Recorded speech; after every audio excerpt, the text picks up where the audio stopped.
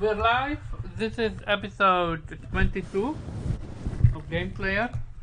Mm, I'm working on a different layout just because I almost like had a bug where I deleted a file, a link, YouTube link, without pressing the pause menu. Apparently, if you don't do that, then it keeps uh, the link continuing, but without the ability now to prevent it from muting the audio or whatsoever. So I had to delete that all the way. So I had to delete my entire OBS layout together. So I'm just very quickly putting a different layout before. Let me go to Weep. What you been playing and how are you? Uh, I'm good. Yeah, I think I'm finally over COVID. So Oh, my glad you're recommendation, back. yeah, my recommendation. Don't get it. Yeah, I mean it was tough. I mean I Yeah. felt 1 week pretty bad, and then was sort of on off for another week. But I finally, at least my test I did yesterday turned out to be negative. So I guess I'm over it. Um, Yeah, I've platted Horizon Forbidden West, Mm-hmm. and now I've switched to uh, Voice of Cards, the what's it called?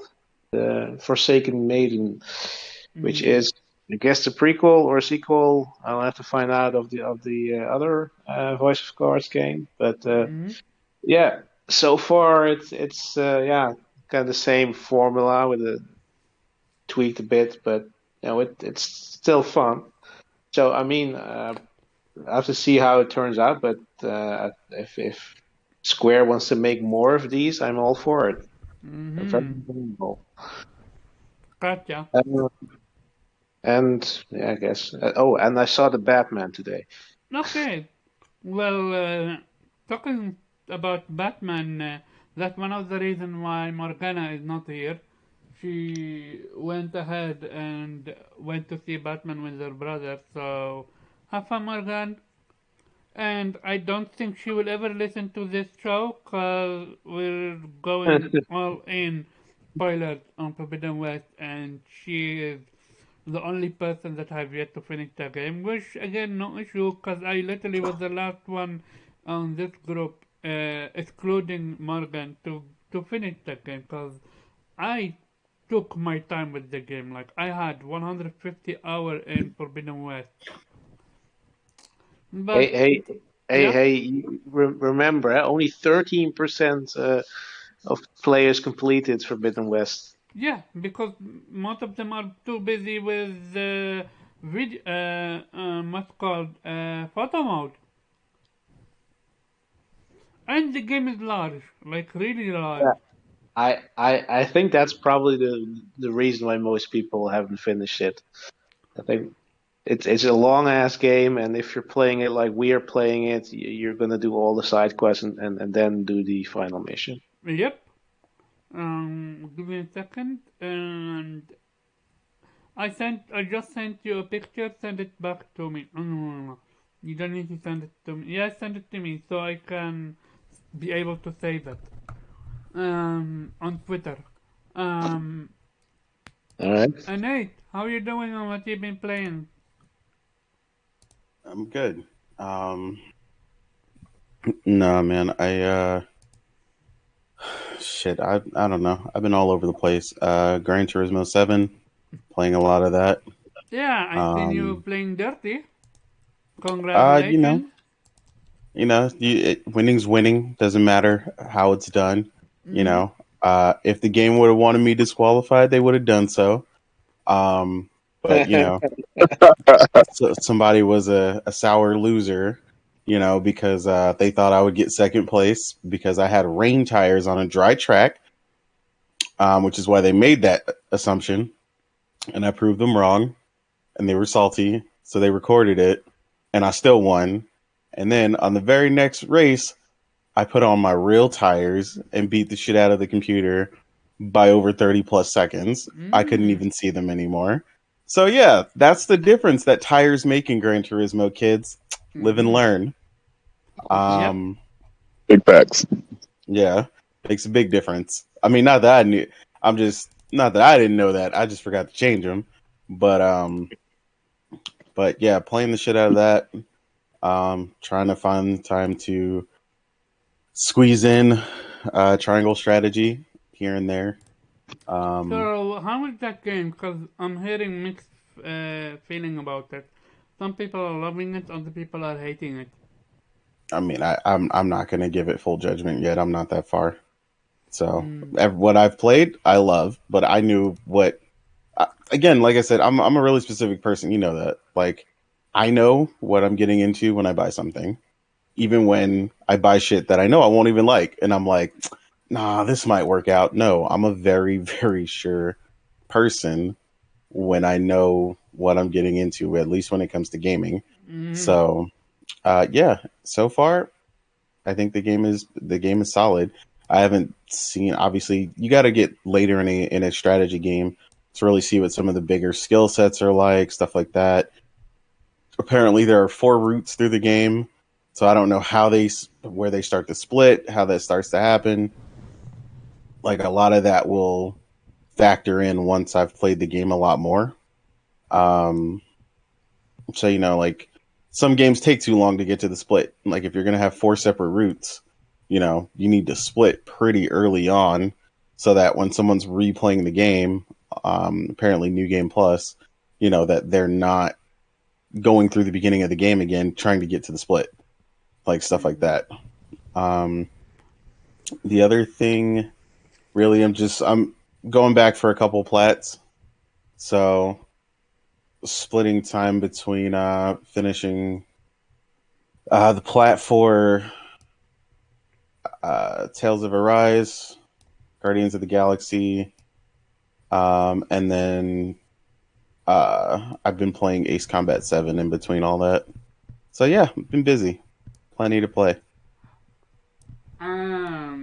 What must I do to you, NK, to finally continue and finish 13 Sentinel? Yeah, I knew you were coming with that shit. That game takes forever to fucking get started. Like, I don't know what part of the game people are playing, like where they're just like, "Oh, this is it. This is everything."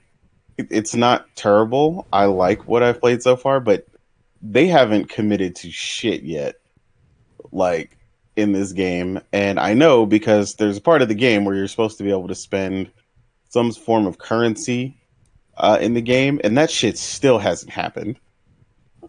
So I don't, I Currency? don't, I don't know. Yes, there's some form of currency or something you earn that you can spend in the game that I haven't gotten to yet. Not so far I remember. I don't Oh, remember what oh, it's oh, called, but oh, oh, oh, you're talking about the combat section. Yeah, yeah. yeah, there's something you can spend in order to equip the machines and all that. Like they still haven't gotten to that yet, and I'm just like, motherfucker, when are we getting to that point? Like, but I guess there's just so many characters. I don't mind getting through it, but like I just have other shit to play. Like Mm-hmm. that's not gonna take me, half a century to get through. So I'll get to it. I like the game. It's not a matter of disliking the game. I got to be in the mood to sit there and play the You game, got and a it's lot of it's things to do right now. yeah. I can play other games that keep me awake, and there's other games that are more pressing as far as like keeping up with stuff. Like I want to play. I mean, I've been wanting to play Gran. You got to remember, I'm a big fan of Gran Turismo, and I didn't play Sport because it was basically purely online, which was not my So, favorite thing about. That's not what I like about Gran Turismo. Eventually, they added the stuff, but that was too late. And 6 came out really late after I played 5 for like basically 2 years. So I didn't play 6 either. So GT7 is the first proper Gran Turismo I've played in a long time. So playing with everybody, boosting up my cars, getting the license test done, stuff like that. Like all that's just been a lot of fun. So like, there's just so much pressing, and then of course starting Guardians. I'm basically halfway through Guardians, and that's been a lot of fun. So yeah, there's just a lot of stuff that's just more interesting at the moment. I think the game will pick up once I get back to it, and I don't have five other games on my plate. But yeah, I mean, it's got shit to compete with, so Hmm. I'll get to it. Gotcha. Can you do a very quick check to see if YouTube it we're live on YouTube? Cause my video is still buffering, but maybe but because I still have issue when it comes to this. Oh yeah, it's working. I just went to my laptop on my phone and it's working, but for some reason my laptop is still buffering. I don't know Yeah, I what's was gonna going say on. I see that we're live, so Yeah, we love. Ghost in a Shell, how you doing and what you been playing? What's up, everyone? What's up, Nate? What's up, Akira? Weeb, Omar. I'm doing good, man. Just working and when I get a chance to gaming. But right now, Gran Turismo has got me. Every chance I get, I'm racing. Man, like tonight we have. So, the king have been dethroned, which is for you was Cyberpunk 77. That was your king, now it's Gran Turismo? Uh, as you know, of my of my issues that I have. um, Cyberpunk still got me, but right now I'm just having too much fun with Gran Turismo, and so I'm just enjoying it, man. And like tonight, I'll have a live cast of it's Ghost in the Garage drinking and driving, where everyone gets on and we drink and drive and watch the the just the foolishness that goes on after several drinks and how progressively the driving gets worse and worse and worse. Um, but yeah, I mean, like I said, I played a little bit of Cyberpunk last night. I played some Horizon last night, but once again, like I said, when it started getting a little later, I finished one of my licenses, and I think I'm on book or menu 24 or 25, and I'm racing the trucks now. So I'm just really enjoying it, and I've got some of my favorite cars already souped up, and uh, I'm just enjoying it. I'm kind of like how Nate explained it, man. It's just upgrading your cars and racing and the different tracks, and I guess the camaraderie between other gearheads and car guys, and just the I don't know. It's very nostalgic of like Gran Turismo 2 or Gran Turismo 3, and that feeling of just pure car culture, and that's what kind of does. I'm a car collector myself, and so I just truly enjoy it, man. Mm-hmm. And last but certainly not least, Akira. Glad you could make it. I'm pretty sure you're bored. Cause you've Uh, been uh, uh, you're at work, right? yeah. And well, not like the other days where there's a lot to do. Just basically got the time, right? And and of course, I'm kind of waiting for a game to release now since I'm kind of open. I'm waiting for Anno, uh, and then Ghostwire, of course.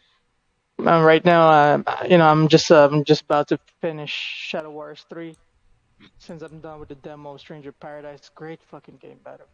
Yeah, Really excited for that. this game I played literally the beginning.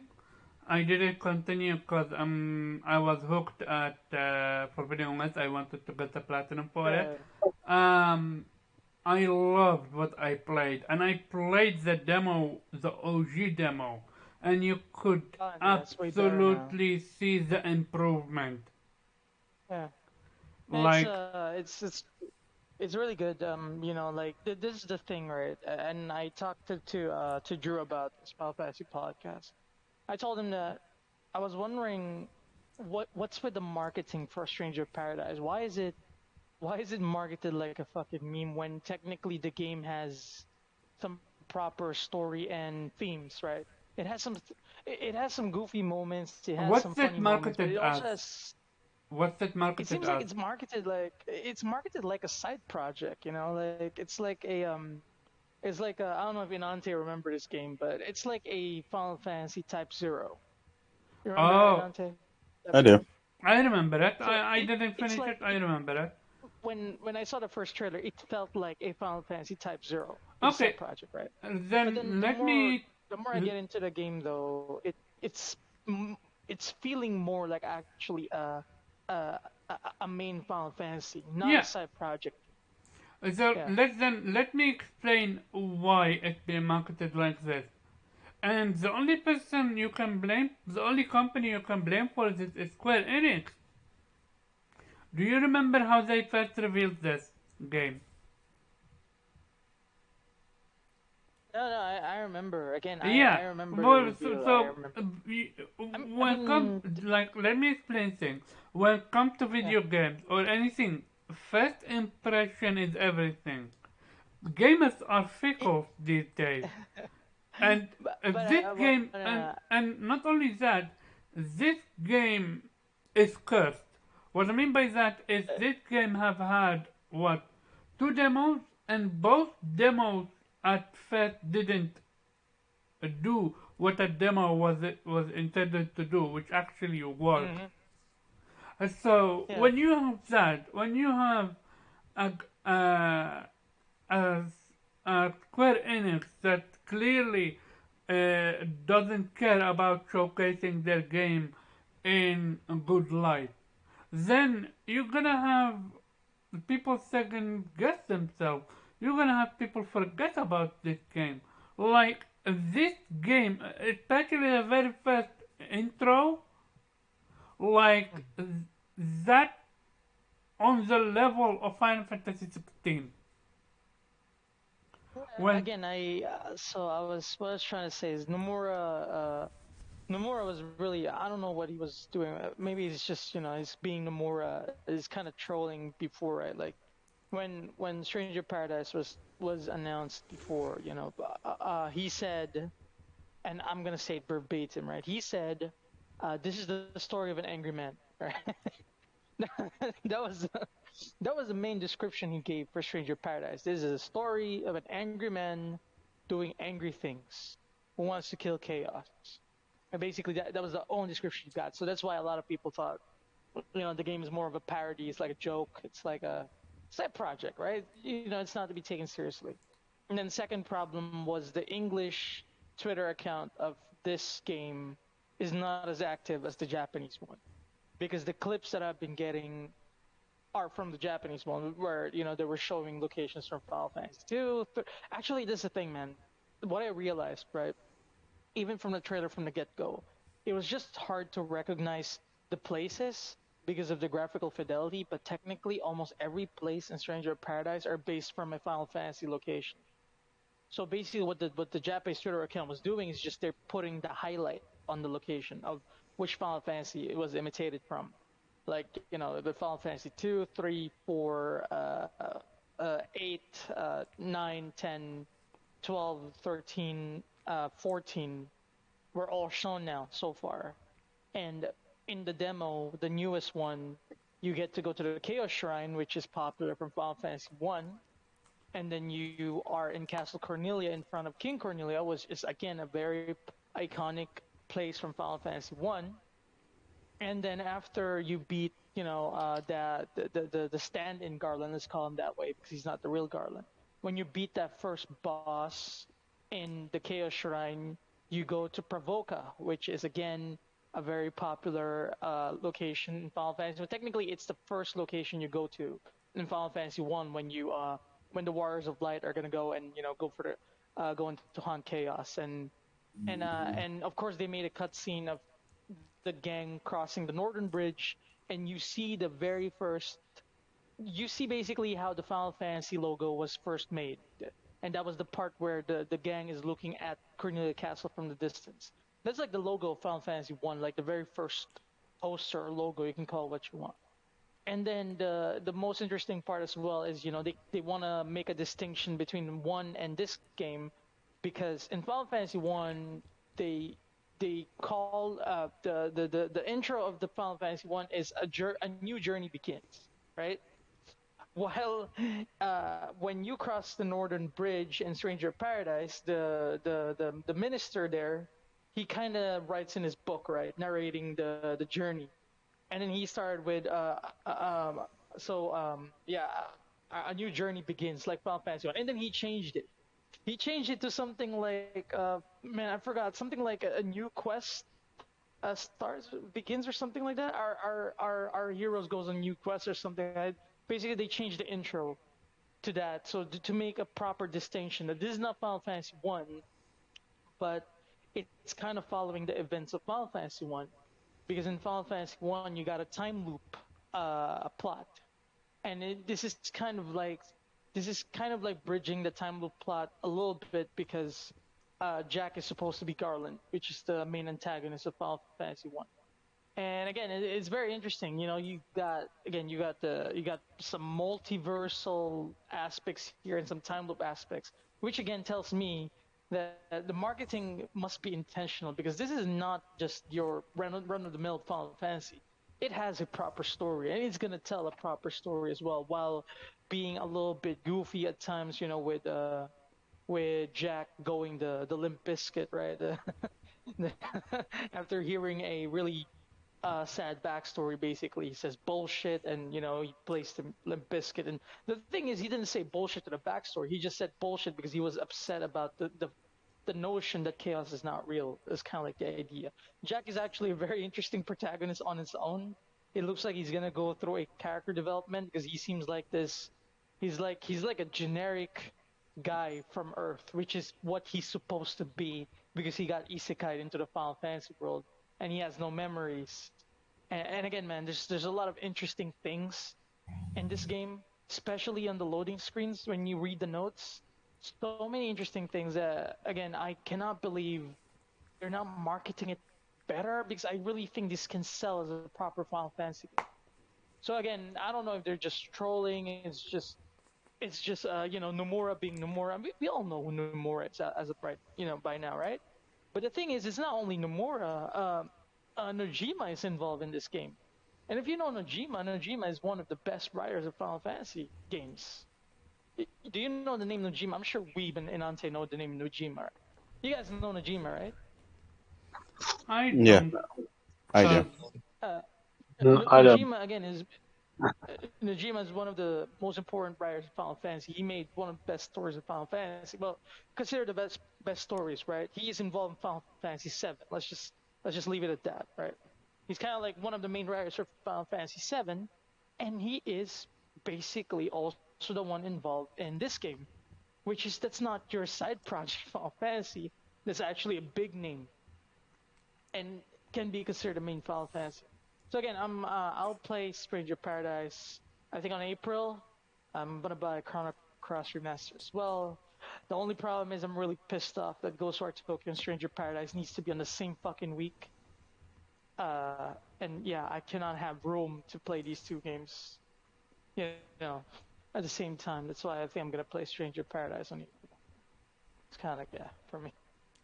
Again, man, I could talk about this game so Yeah. much because there's so much to unpack. But yeah, I cannot take your time. Sorry.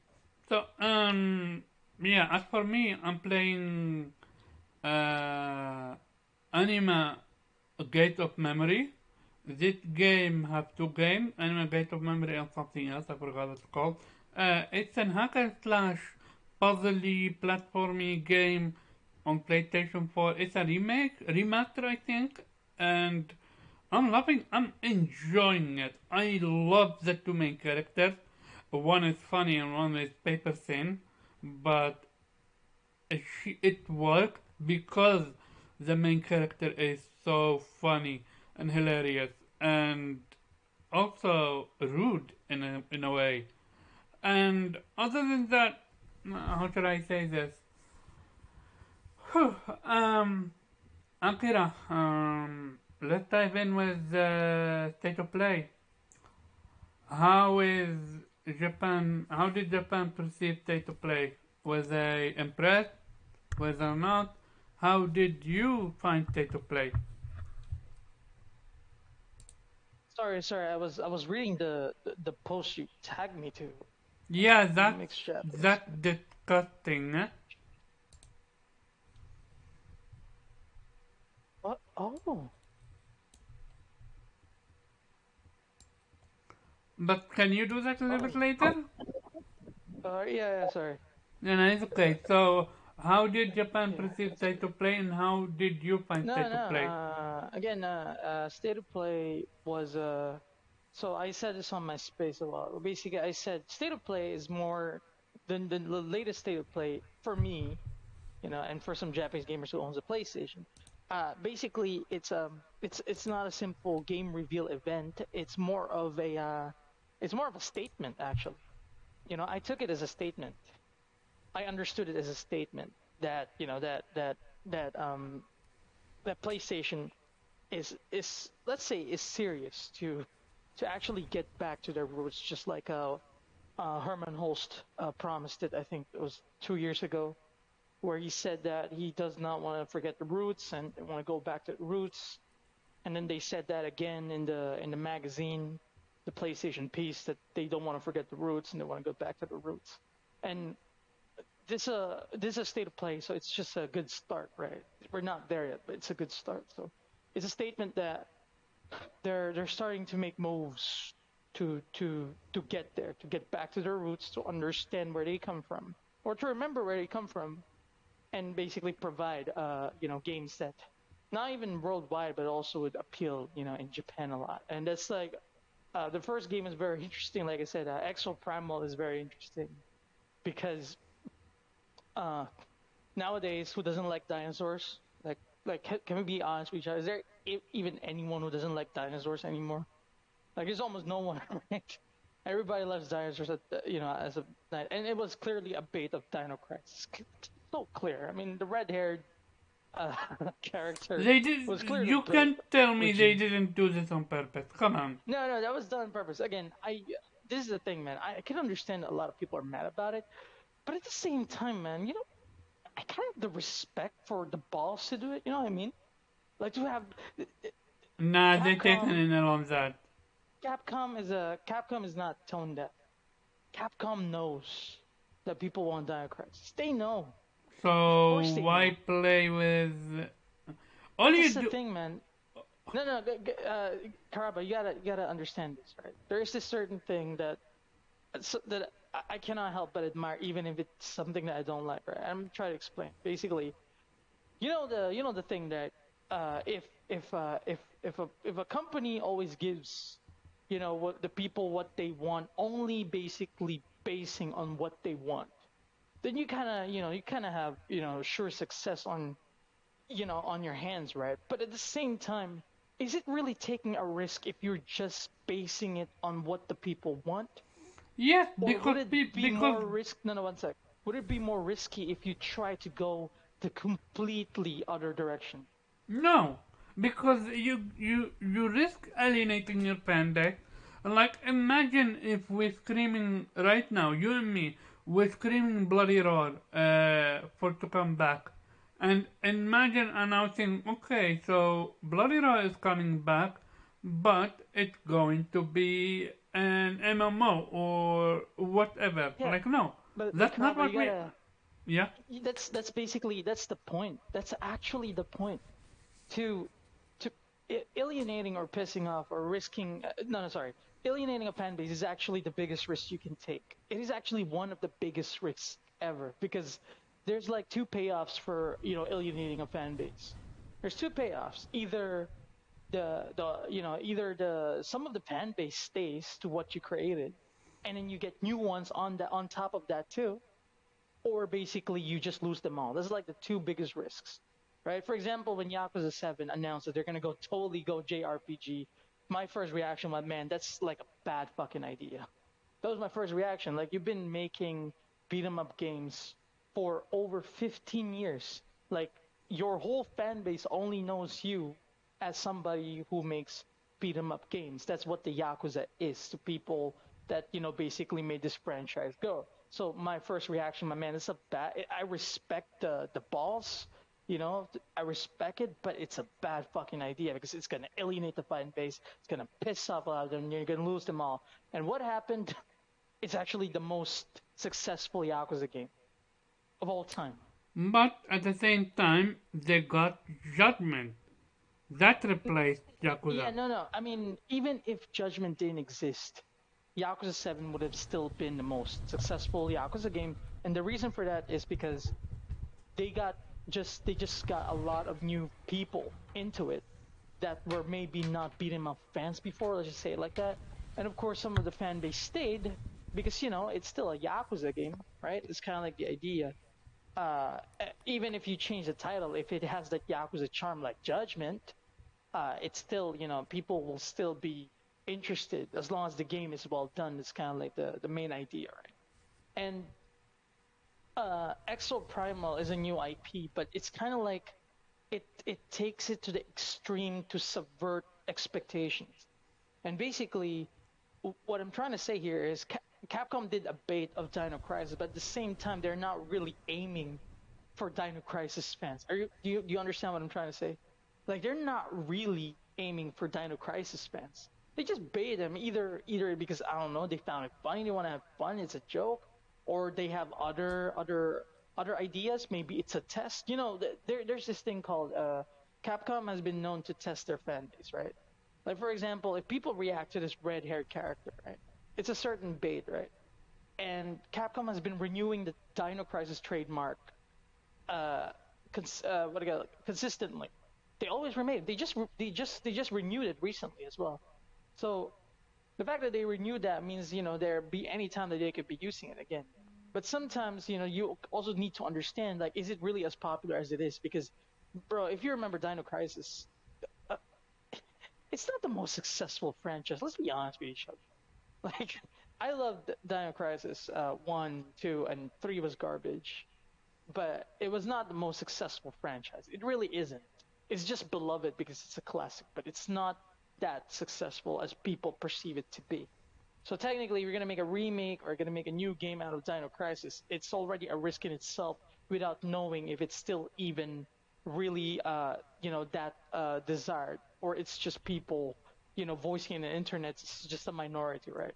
So sometimes, there can be some tests where, they bait you into this, and you see a lot of people. What we want is Dino Crisis. What we want is Dino Crisis, right? That's kind of like the main criticism for Exo Primal. What we want is Dino Crisis. They actually dismissed the game because the criticism was what we want is Dino Crisis, right? They didn't even notice the game. They just want Dino Crisis, and that's kind of like a way for Capcom to see more like how much is really the demand. Because if you remember Resident Evil 2 Remake, what they said was when people were asking for Nemesis, what they said was, we saw the desire that you wanted Resident Evil 3 Remake, or when you were basically asking for Nemesis. That's what they said when they announced Resident Evil 3 Remake, which means they were already testing the fans when they made Resident Evil 2 Remake, because they made a giant hole without any explanation, which was the main theory was it was Nemesis made that hole on the wall because he's kind of known for that, right?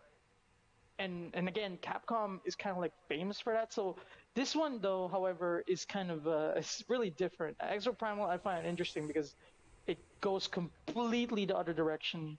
Again, they made in Dino Crisis, you got tight corridors and dinosaurs and kind of a horror thing, and basically what they did is you don't have tight corridors. For fucking hell, you just make dinosaurs rain from the sky. Just make them rain from the sky, and then you got like a team co-op based gameplay with exosuits with their own specialized skill, and there's PvE and PvP as well while fighting dinosaurs. So you get to decide if you're gonna fight each other or if kind of like faction, right? Kind of like factions. Either you're gonna fight each other, or you're gonna team up a little bit and fight what's in front of you, and then before you kill each other again. It's kind of like and of course, the Left 4 Dead-esque type of swarm, uh, those kind of things. Left 4 Dead, basically, right? So it went a completely different direction, and they baited a popular character, a lookalike character, which is Regina. Either it's a reference, it's an Easter egg, whatever, it's still a bait because people remember Dino Crisis because of it. They remember Dino Crisis because they saw that red hair. It's kind of like the To be, idea, Karaba. to be honest, it It's kind of like reminds me planting of a Dude, seed. Resident Force. the amount of people that have been asking for a Dino Crisis remake. But Oh no, I again, see them very seldom actually, Karaba. I gotta be honest with you. I see them actually seldom. Do you see them a lot? Wait, your others? Do you see a lot of Dino Crisis posts? yeah, I've seen a lot of Dino Crisis people that want Dino Crisis. But the Uh, same can be How said about you, to. Weebinante? Yeah, I wanna ask Weebinante. Did you see a lot of Dino Crisis? Be honest with me. Dino Crisis a lot, Yeah, or just I've seldom? genuinely seen a lot of Dino Crisis fans that want the game to return. The same I've seen a lot of people want for Legend of Dragoon remake. Like, let's be real. If they announce a Legend of Dragoon that is not a remake, you're gonna be pissed. I know. Like this whole thing, like here's the Waiting thing. for Here, waiting for 4 generations, man. no, but It is, right? here is the thing. If you know you're like, especially with PlayStation, you're sitting on IPs as Legend of Dragoon and Rogue Galaxy. Like, revive them. Especially instead of going to Square Enix and ask for a Valkyrie profile, which again, not profile, Valkyrie, I forgot what the name is called. Um, Elysium. Elysium, thank you. Elysium. You have an IP called Rogue Galaxy. I got it on my on my PlayStation, but it's literally not even 720p. It's way worse than 720p. It doesn't even fill the entire screen. Like This this is is a PlayStation 1 game, not PlayStation 1, 2 game. Like remaster it, remake it, do something, revive the IP. Like here's the thing: as much as I like what they're doing with Valkyrie Elysium, this is not it, especially in the long run. Like, when why doesn't PlayStation uh, take risk? What I mean by that you. is, why are they willing to put? Hey, Viking Reef, thank you, welcome. Why are PlayStation only known to, not only known, why are they only good at going to Square, going to what's called a Sega, or going to there, going to there? Like, why do they put 200 million or something like that in making The Last of Us? Look, I literally put that number out my ass, so forgive me about that, but I'm just trying to make a point. My point is, why not invest heavily in your own Japan studio? If your Japan studio didn't work um, because of what's called um, because of management, then make it work. Your I can fucking answer your PlayStation. questions actually. Go ahead. I can answer your questions actually. So I've been a fan of all of this. So basically, right? Sony Japan Studio. I'm sorry. I'm just gonna be honest with you because it's just, they explained it already. It's really not entirely management is to blame for, for what happened to Sony Japan Studio. I'm sorry, but as much as I bought basically all of their games I and bought them as enjoyed them, well. um, we're not enough. We're the minority. So The game's why flopped. why then invest in No, listen, Valkyrie Elysium listen. then? I will explain again. So the game's flopped, right? A lot of them flopped, and a game like Gravity Rush, which is actually very creative, very Yeah. unique, it flopped. All right, it didn't work. It didn't work as much as people want to scream about it. It was not bought when it got released. All right, the energy that they're giving right now, the energy was not there before. All right, it wasn't there. It flopped, and what a lot of games for Sony Japan Studios just basically started flopping, right? Just basically started flopping. People blame marketing and all that shit, but still, Gravity Rush was actually decently marketed. I can remember the marketing for Gravity Rush. Can't blame that on marketing because just people just didn't buy the game. It was not that interesting for the majority. Minority is us, right? Rogue Galaxy, bro. Rogue Galaxy was a flop if you remember it. Rogue Galaxy was a flop. That's why I it bought it never day one. resurfaced again. Yeah, I know. I did as well. It's one of the best looking PlayStation 2 game. Actually, no, it's the best looking PlayStation 2 game in that era, aside from Metal Gear Solid 2. But it also flopped. It did flop. That's why it disappeared from the map. It's one of the it's you cannot even call it successful at all. It's just flop. So this is the thing. Now I want to explain. Valkyrie Elysium, right? Valkyrie Elysium is actually outsourced. It's not even made by Square Enix. Square Enix is actually the publisher of Valkyrie Elysium. The game itself was being made by a Japanese studio, independent Japanese studio called Soleil. Was also making another game called Wanted Dead. They're making Valkyrie Elysium. It's an outsourced work. When there's an outsourced work, Karava, it means the budget is not all in, right? And when a budget is not all in, then the only way that translates to me is they feel like they're taking a risk. They do feel that Valkyrie is a risk, and I gotta be honest, it is kind of a risk because this game, Valkyrie Profile, was loved on the PlayStation 1, PlayStation 2. That game was not as received as well, not as well as the first one. I still remember that. So the fact that this game is coming back, I'm very excited, of course. But technically, it still feels like we're in the minority. So Why we're not gonna, remake? find Why out. not remaster it or remake the original one? No. That's the thing, man. Like, if you don't have, if you're not sure, I'm gonna tell you. Okay, the main reason why Japanese companies do this now, right? We know about two companies that almost got bankrupt back then, right? We're talking about Capcom and Square Enix. Now, the main reasons, especially Capcom, the main reasons that Capcom almost went bankrupt is because they kept taking risks and keep putting money on projects that they were not certain if they were going to be successful or not. And what they did is, to be able to bounce back, what they did is they tried to balance out. They tried to put more money into the games that they think is going to sell well. Franchises like Resident Evil, for example, try to bring it back to like the horror. They remake Resident Evil, and then they brought back Devil May Cry 5.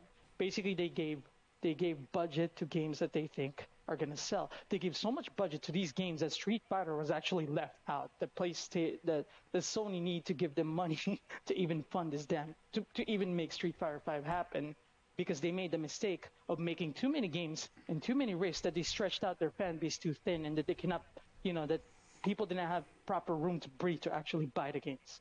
They made that mistake, taking too many risks, making too many games because they thought, basically, people want those games. That's why they made them. That's why they put money on them, despite of them knowing that is either a risk or not. But hey, it's a creative risk. It's something that the people wanted, so they wanted to give it, right? And they almost went bankrupt for it. That's what happened. They almost went bankrupt because of that fucking mindset. So what they did now, the way they bounced back, is they actually tried to play it smarter.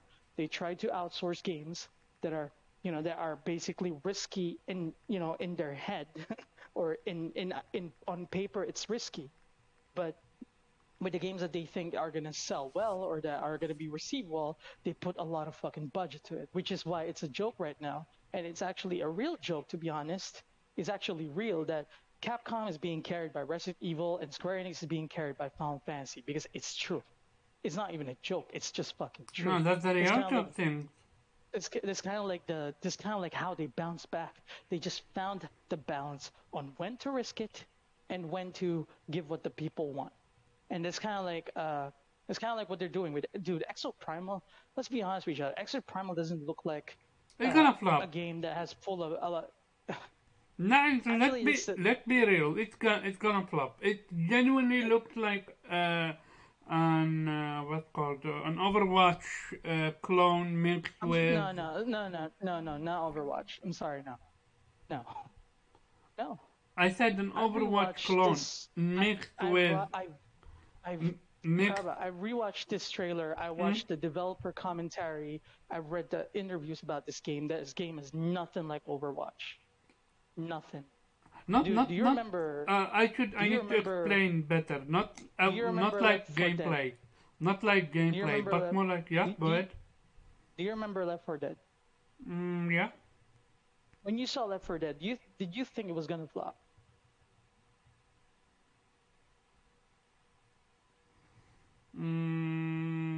I never played Left 4 Dead, so I can't comment Yeah, about but that when you one. saw it, did you think it was gonna be good? It's gonna succeed, or it was gonna disappear?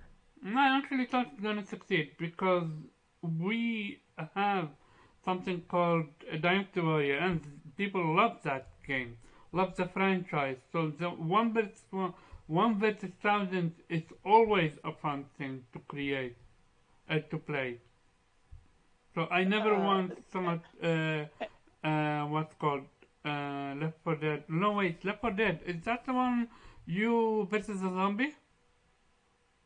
Four of you versus zombies and different types of zombies and zombie swarms. Yeah, Yeah. In the mall, right? and there's online co-op. Yes, no, online and offline co-op actually.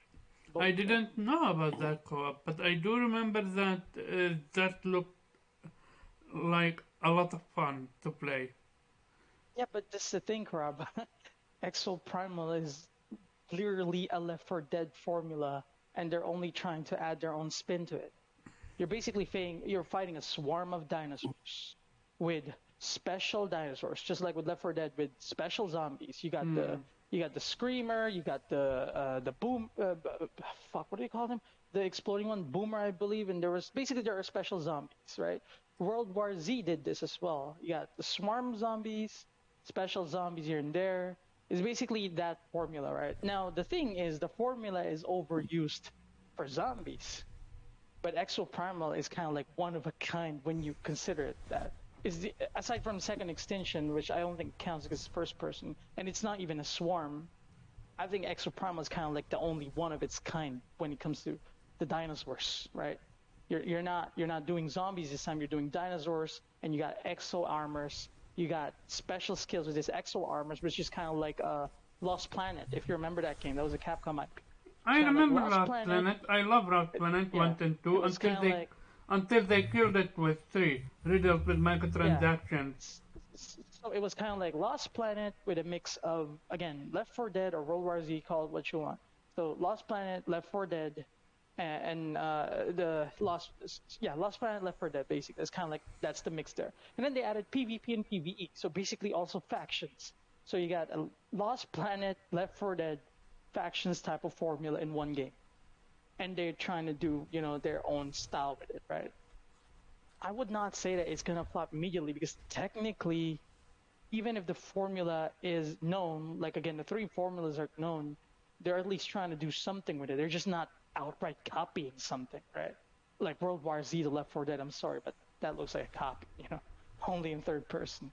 And that's why I think that Exoprimal may have an appeal, to be honest, because it's kind of, again, you only see zombies, and zombies are overused, but this one's dinosaurs. You don't see dinosaurs every day in a game like that.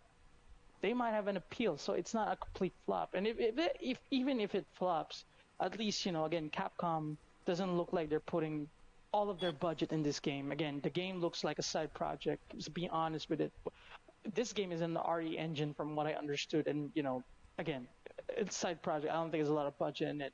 I think they did it for having a multiplayer game, because multiplayer games just can be in. There are people who actually play Actually, there's more people who play multiplayer games more than single player. The casuals is what you call them, right? It's kind of like the idea here.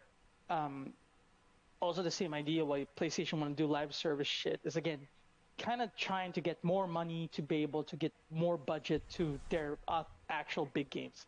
It's kind of like what Capcom is doing, and that's what Square Enix is doing, which failed, by the way. Babylon's Fall is shit, so it failed. That's actually a failure. But it also looks like it doesn't have a lot of budget in it, so it's kind of like a a risk that they can take. So that kind of thing, right? Valkyrie Elysium, I think, is that kind of thing. It's a risk that they can take because it's not full budget. It's kind of like the sad part, right?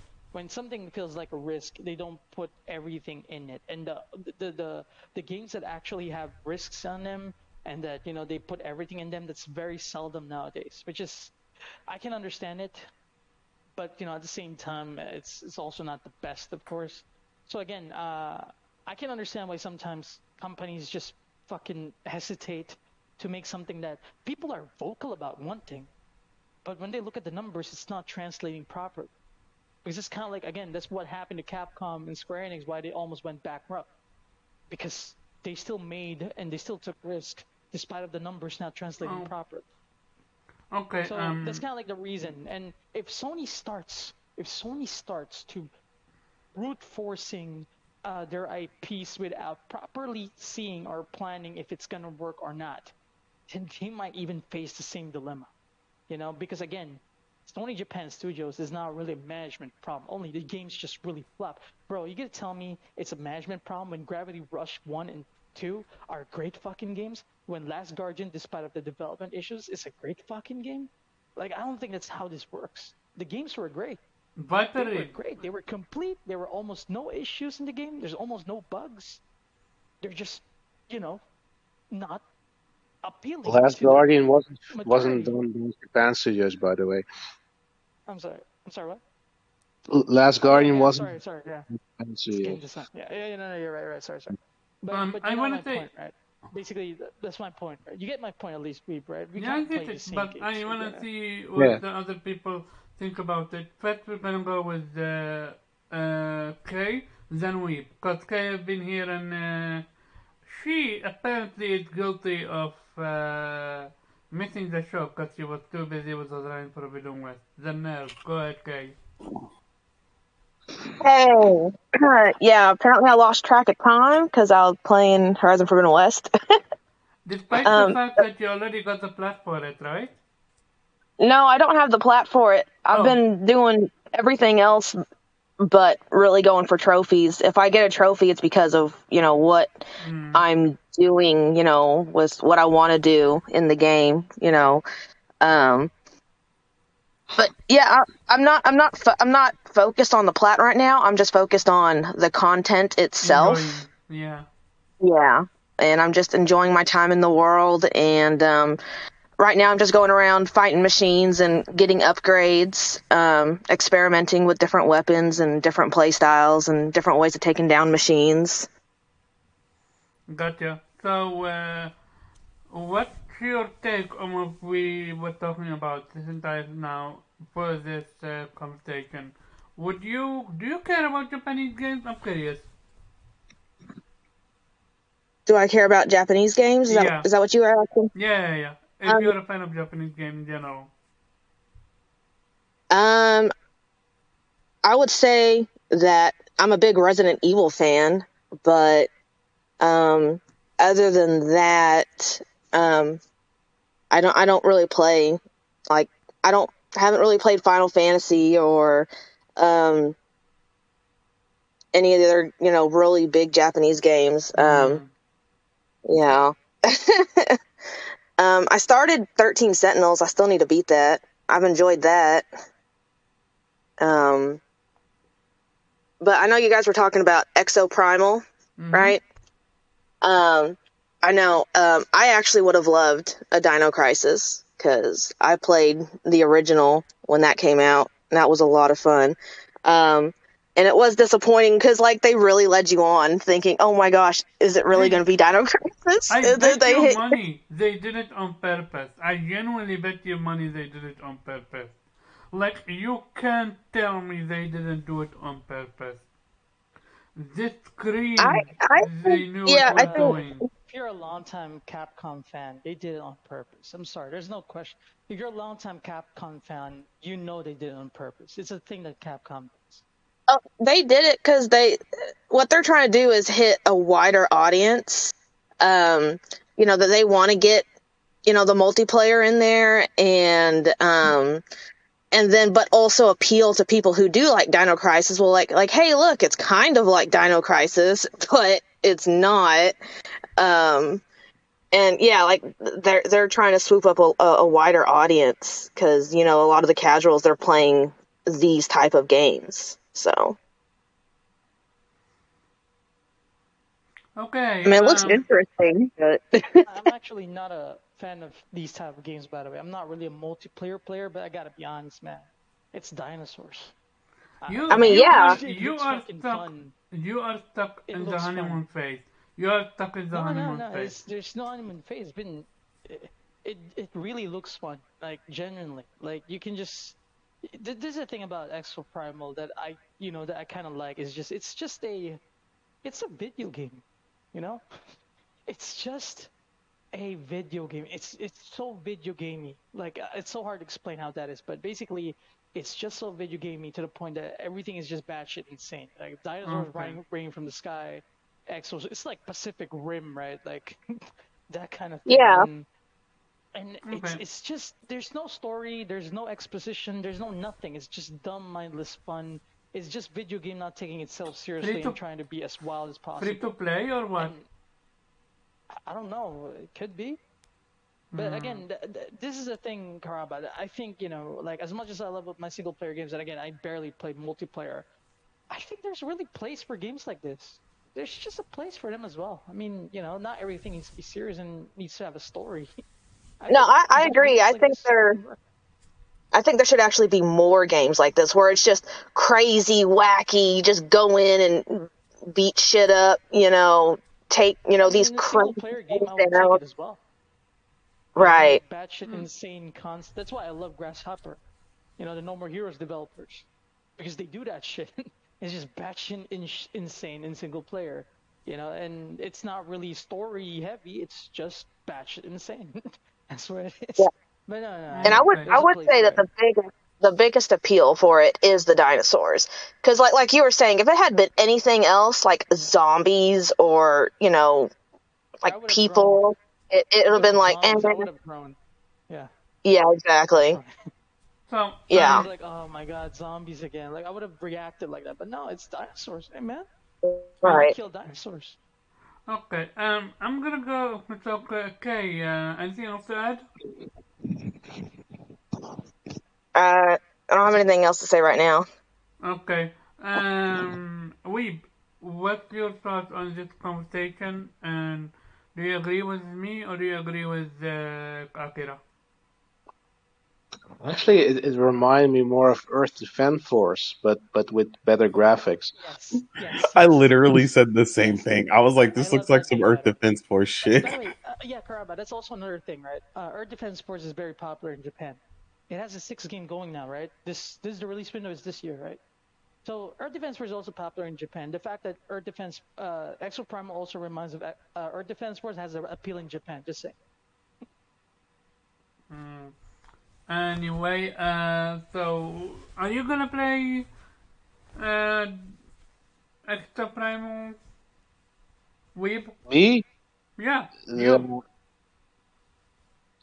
I mean, I like dinosaurs, but yeah, I mean, I'm not a fan of Earth Defense Force, so I don't, and it looks like a multiplayer focused game, which is immediately turn off for me.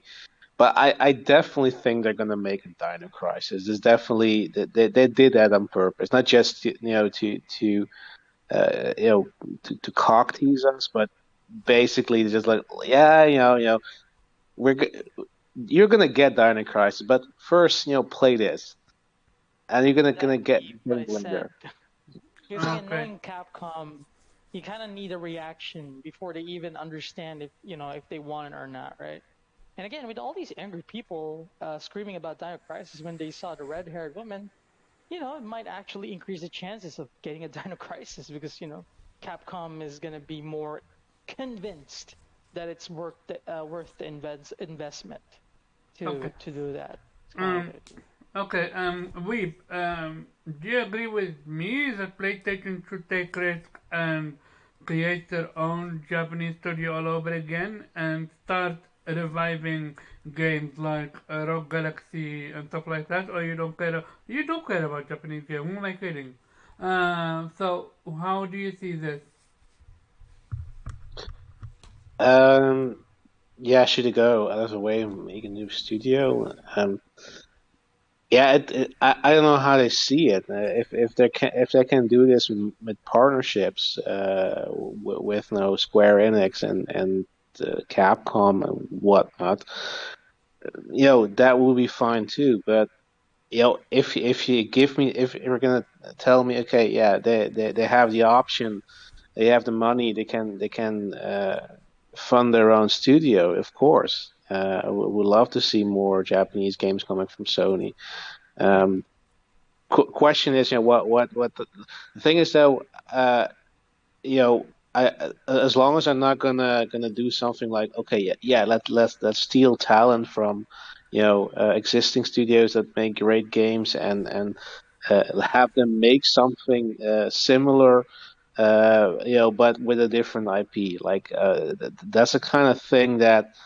Also, why I'm not really cheering on fanboys and hey, that studio lost another developer to our studio. Like, I care for the games that they're providing and the IPs that they're providing, and not their yeah, like we've seen that before, like with Kickstarters, like was Mighty Number Nine, where we think, oh, you're getting Mega Man, but without the Mega Man IP. Yeah, but yeah. The thing I think was Inafune, or what was it called? Thing of that one was that people all thought, oh, he created Mega Man. No, He's he out of didn't. touch. He's out of touch. Yeah, That yeah, dude but is out of touch. he didn't create Mega Man. He was just involved with the game, so people Right. thought he was a The game. father of Mega Man. He wasn't. But so that I would be cautious with that kind of thing. But in general, if you're asking, general, do I want to see a PlayStation studio? If it's the case, I would love to see, what could they do with a triple A studio in Japan, because that would be quite interesting to see. I mean, again, I still have this belief that they're building one. It's just, I don't know, maybe that thing takes time because, like you said, they don't want to steal talent, right? It's kind of like Any a rumor? problem Because with this, the right? rumor was that what's her name? The one from Ghostwire Tokyo that was As let as go. far as Yeah, Unseen, You yeah, talking about the Nakamura. Unseen team? No. Unseen, I'm yeah, talking about the woman that was let go yeah, from Ghostwire Tokyo. Kumi Yeah, Nakamura. yeah, yeah, Yeah, yeah, yeah, she's yeah, yeah. making her Have. own studio called Unseen. Yeah. Yeah, so there was a rumor that she was part of Nah, PlayStation, and I don't know, man. It sounds kind of independent when I watched the yeah, no, developer, the this studio seems introduction. independent. Yeah, so scrap that shit up, Now, and if the, PlayStation didn't go and pick up Nakamura, I'm like, what are you doing then? Because she the clearly seems to have uh, some amazing ideas. oh, She she is has amazing apparently the ideas. original Always. idea for Okami. Yeah, yeah, that's her. And again, Yeah, she's also the original thing with Ghostwire. That's her as well. yeah, She also so did the designs for Gungrave Gore. So again, she's amazing. I want to say that though, I think the only hint right Akira, now. before you go, I want to Sorry, have an opinion on this, and then I will and give I'll it say, to you. But sorry, first, wait, finish with your thoughts, what you want to say, sorry about and that, man. we go to an. Oh no, I think I was done with my part. Okay, an. Go ahead. What's your thought on this one? Do you agree more with me or more with Akira on this topic? And he's muted, so he's AFK. Yeah, Oh, I thought you were talking to Kay. now you. Nante.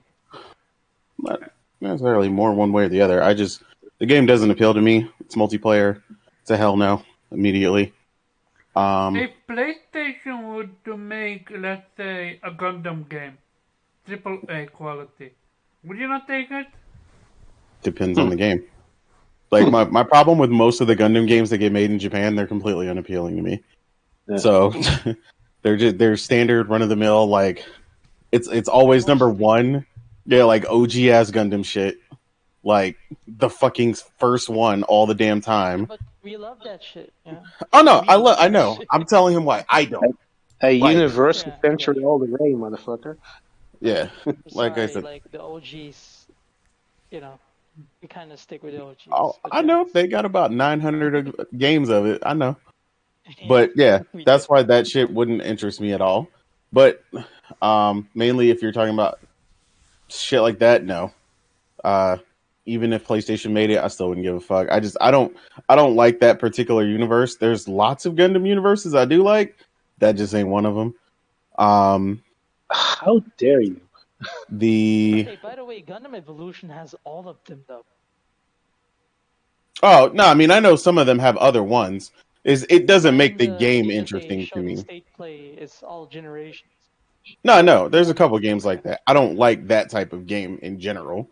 Like, so yeah, it's still immediately unappealing to me. Like a friend of mine played the last shit they put out where it was like combat versus like basically Gundam versus and shit. Like none of that shit is appealing to me.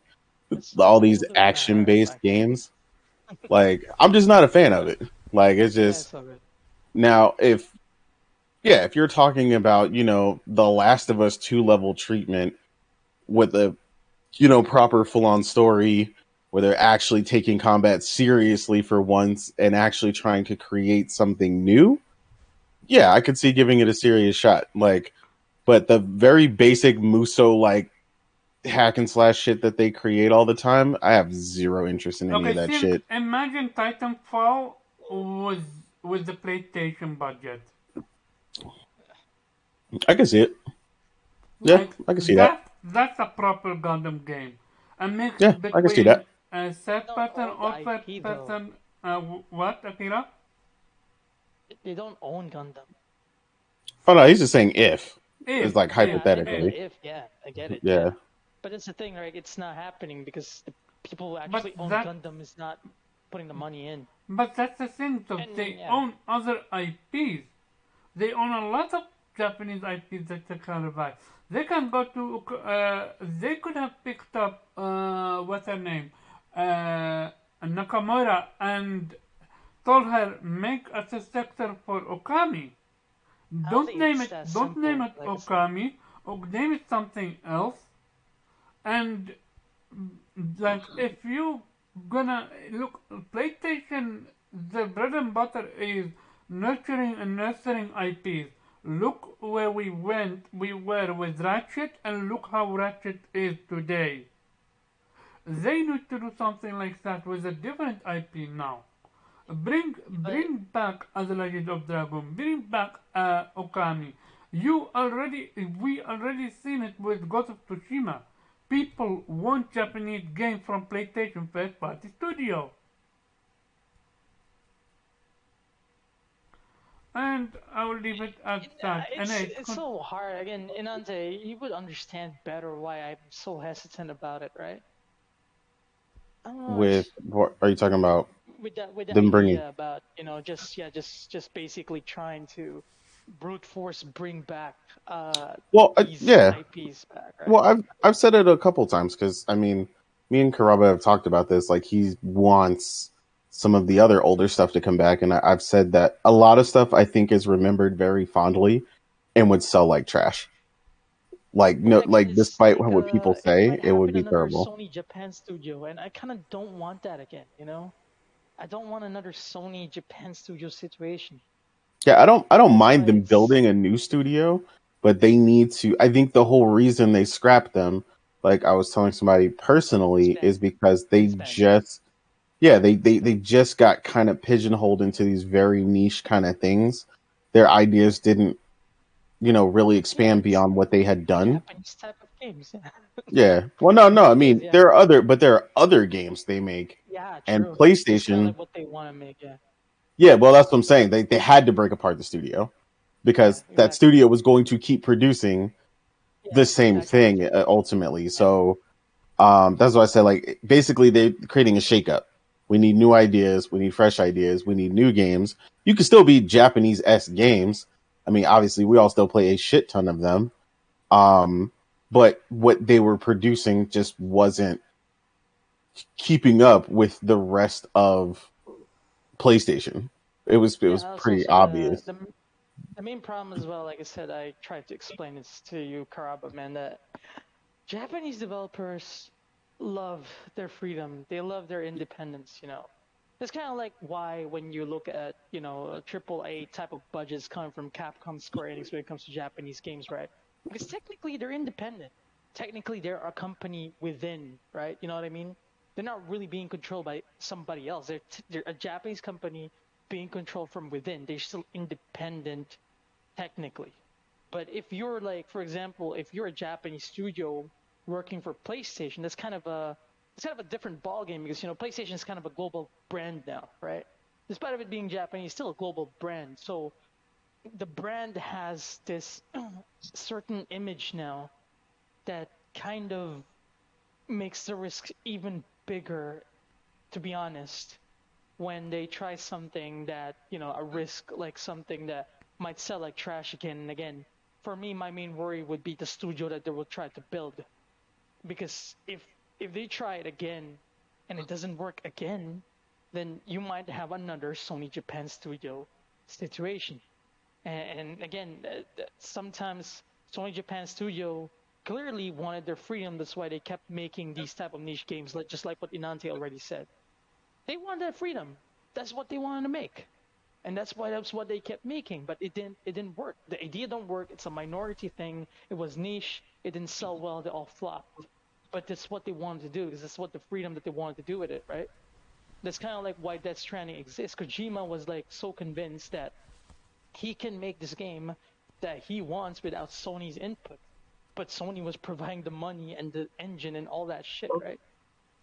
Like in a normal world, for example, like if people won't be allowed to take. If Kojima Productions, for example, were under PlayStation, and maybe, you know, like Kojima would want to take that risk again, I'm not so sure if they would be that as lenient as compared to when he was independent. You know what I mean?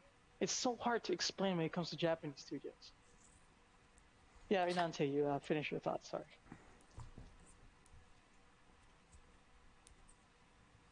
Inante? Nate, you're here? Yeah. Finish your Yeah, thoughts, you he said. finish your thoughts. Sorry. Yeah, like I said, yeah, I don't know, man. I just as far Unfortunate stuff with these games. as far as like I said, some of the Exoprimal thing, like I said, I got zero intention of playing that game. I'm just Me too. I'm not a fan of. I love co-op. I'm definitely not a fan of hybrid co-op PvP. That shit never works for me. The PvP is always fucking annoying. And then the horde mode shit, I'm kind of over it. It's always been done. It's always done bad. It's the balancing seems to be a mess. Like it's hard to balance. You know, it's either overly hard or too easy for people. Like I personally don't mind some shit that's not hard, but I'm not gonna like sweat my ass off sitting in my gaming chair, dying, like trying to do some shit. Like that shit is not appealing to me either. So, like I feel like it's hard to balance. I don't think it would have legs with me. I don't see it really having legs at all, personally. I know why you said the Overwatch reference. Now that I looked at the trailer, I don't think it resembles Overwatch, but you were talking about because the way he expanded the shield looks like the guy from Overwatch. Basically, yeah. Yeah, which it is. It basically looks like they copied the mechanic. That's what I'm trying to say. Yeah, I know what you're talking about. And also how you have another one that's a healer one. Basically, that's why I call it an Overwatch. But literally, you meant more so the powers, because it's not like Overwatch the game. No, not but the gameplay-wise. Not gameplay-wise. Just some of the mechanics and some of the visuals. That's it. It's a totally different game when it comes to how it is. So, let me guess, you are over the moon with the new Gundam FPS, right? I'm joking. No, I'm good on all that. One, that didn't need to be. But again, it's part of state of play. But like I said, I don't trip on those games because I'm like, look, if they got the budget and they want to make them and people are buying them, cool. Because they make plenty of Gundam shit that I play. You know, I bought Super Robot Wars 30, which has plenty of Gundams in it. You know, I have OG Moon Dwellers. I have, you know what I'm saying, G Generations Cross Rays, which is literally nothing but SD Gundams, uh, tactical strategy game. So they make plenty of shit that I like. So I'm not sweating it. I mean, if they, like I said, if they feel there's enough of an audience out there to make that stuff and it's selling enough, cool. As long as they're not complaining about the sales like Square, I'm cool. You know, It's because I think, Gundam. You know it's gonna yeah, sell. It's Gundam. yeah. As But long as they're Even the realistic worst about the audience, even I'm the good. worst Gundam games are fucking successful. Like even the one that's completely garbage, but they still sell well. So it's just the brand as of this point. It's Yeah, Gundam. I mean, they love Gundam over there for sure. with that being said, State of You don't get more Japanese than that, man. Like Gundam is like Japanese 101, right? It You is. want a Japanese audience, it's kind of like Japanese 101 already. with that being Gundam. said, how would you rate State of Play an 8? What impressed you the most? Um, hmm. I don't know. Like overall, I felt like it was solid. I got kind of what I expected. Like my expectations weren't like skyrocketed or some shit like through the moon like some people's shit was. I Not got gonna kind of what I lie, expected. I secretly was hoping that they would announce a Persona 6. Yeah, I didn't Uh, see that coming there. I I didn't mean, see any major announcements coming there as far as like Nah, major bro, third it's state parties. of play, bro. State of Yeah, play. not that won't ever happen, Even but even they Valkyrie was big set enough. the tone. Valkyrie was big enough for me. That is. I feel no, like Valkyrie is as Valkyrie was big good. as it would have got. Valkyrie No, Valkyrie was good. Elysium would have been big if they announced a remake. Just announcing a It's like a side, no, sequel. announcing this is not a sequel. It's kind of like the. Well, yeah, we can't call it a sequel. Just call it a successor because that's kind of like what happened with the Valkyrie. The second Valkyrie game. It's kind of like a successor. And this Valkyrie Elysium is kind of like the same because they're changing the gameplay again. So yeah. Yeah, so for me, I would give State of Play between an 8 and a 9. I've seen a lot of games I want to play, like Valkyrie, I'm down, Diofield, I'm down, that track, the game that looked like a mix between Ghost of Tsushima and Sifu. I'm so down with that, and the Ninja Turtle Kawabanga, like that brought back memories for me. Jojo. Don't like And Jojo. Don't like um, Jojo. Akira, what would you rate the show? Uh, for me, it was a. Well, I mean, again, seeing Sony starting to Oh yeah, and I starting to pay forgot to it. add, JoJo is back, so there's Yeah, that. seeing Sony is starting to pay attention again a little bit to Japan. Again, for me, it was 9 out of 10 because Mm, they said it's a Japanese focus, and it was indeed Japanese focus. Like every game there was definitely got an appeal in Japan. Definitely, especially Gundam and JoJo can get more Japanese than that.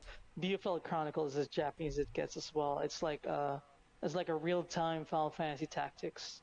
Yeah, yeah, it's real time by the way, not turn yeah, based. yeah. Their Um, field looked interesting. I'm picking it's that like up. a DFL is interesting because again, real tactical RPGs are normally turn based, right? Nante, Yep. but normally they're turn based because they're tactical. You need to like strategize, right?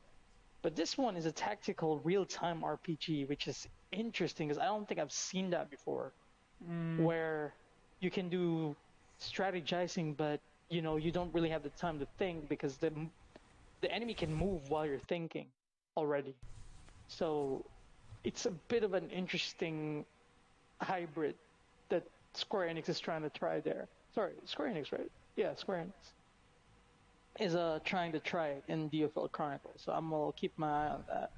Forspoken looks still a day one, Forspoken still a day one for me. Never really changed. It's always been a day one. Ghostwire Tokyo is pre-ordered, on the Steelbook. So yeah, it's always a win to see that game. Valkyrie Elysium is a day one. me. I'm sorry. Like, it's Valkyrie. I want that back. And maybe if this game succeeds, maybe we can get a bigger budget next time. Because, We'll see. there'll be a proper audience for it. There'll be a proper audience for it. JoJo, oh god. The JoJo game I played to death already. I don't know if I want to play it again. So I'm gonna think about it. The Gundam game, I'm not a multiplayer guy, to be honest. I'm not a huge multiplayer guy. But it's Gundam, so so I think I might give it a shot. Exo Primal, again, I love dinosaurs, so I might also give it a shot because, again, I'm not really a huge multiplayer guy, but I love Earth Defense Force, and the fact that Exo Primal gives me Earth Defense Force vibes already is something interesting and looks very fun to me. And yeah, so again, very true to the word. Sony's starting to focus on Japan again. Hopefully, this is a good start of many more upcoming things from them when it comes to Japanese sport or Japanese games. I don't mind if they keep on outsourcing from Capcom, Square Enix. If they build their own studio, would also be amazing. I don't know how they're gonna manage it this time though, because they're gonna need to get in with some kind of program to be able to maintain. PlayStation got a reputation now, sadly, because they kind of have this incredible expectations. Like Horizon Forbidden West is not good enough, surprisingly. So that's kind of like the thing, right, Karaba? Imagine, like, again, Horizon Forbidden West, God of War, Last of Us are already being bashed because of gigantic expectations. Imagine if a Japanese studio falls under Sony and tries to make a AAA game from a old IP. It's gonna be facing gigantic expectations as well because it's under the PlayStation brand. Gran Turismo got a low score because of not enough dialogue. I just want to remind you of that. I know, but at the end of the day, again, it's like the main problem right now. But here's the It's thing. gigantic expectations. 1 second. At the end of the day, this is literally IGN is known for saying 7 out of 10 for Pokemon Not Enough Water. Like, what we're doing here? Yeah, I mean, again, you only know these people already there, and with their gigantic expectations from the PlayStation brand. I think it's not even the game itself anymore. It's the brand that these games are repping, right? These games are representing as the PlayStation brand. And when there's a PlayStation brand game, the expectations are gigantic.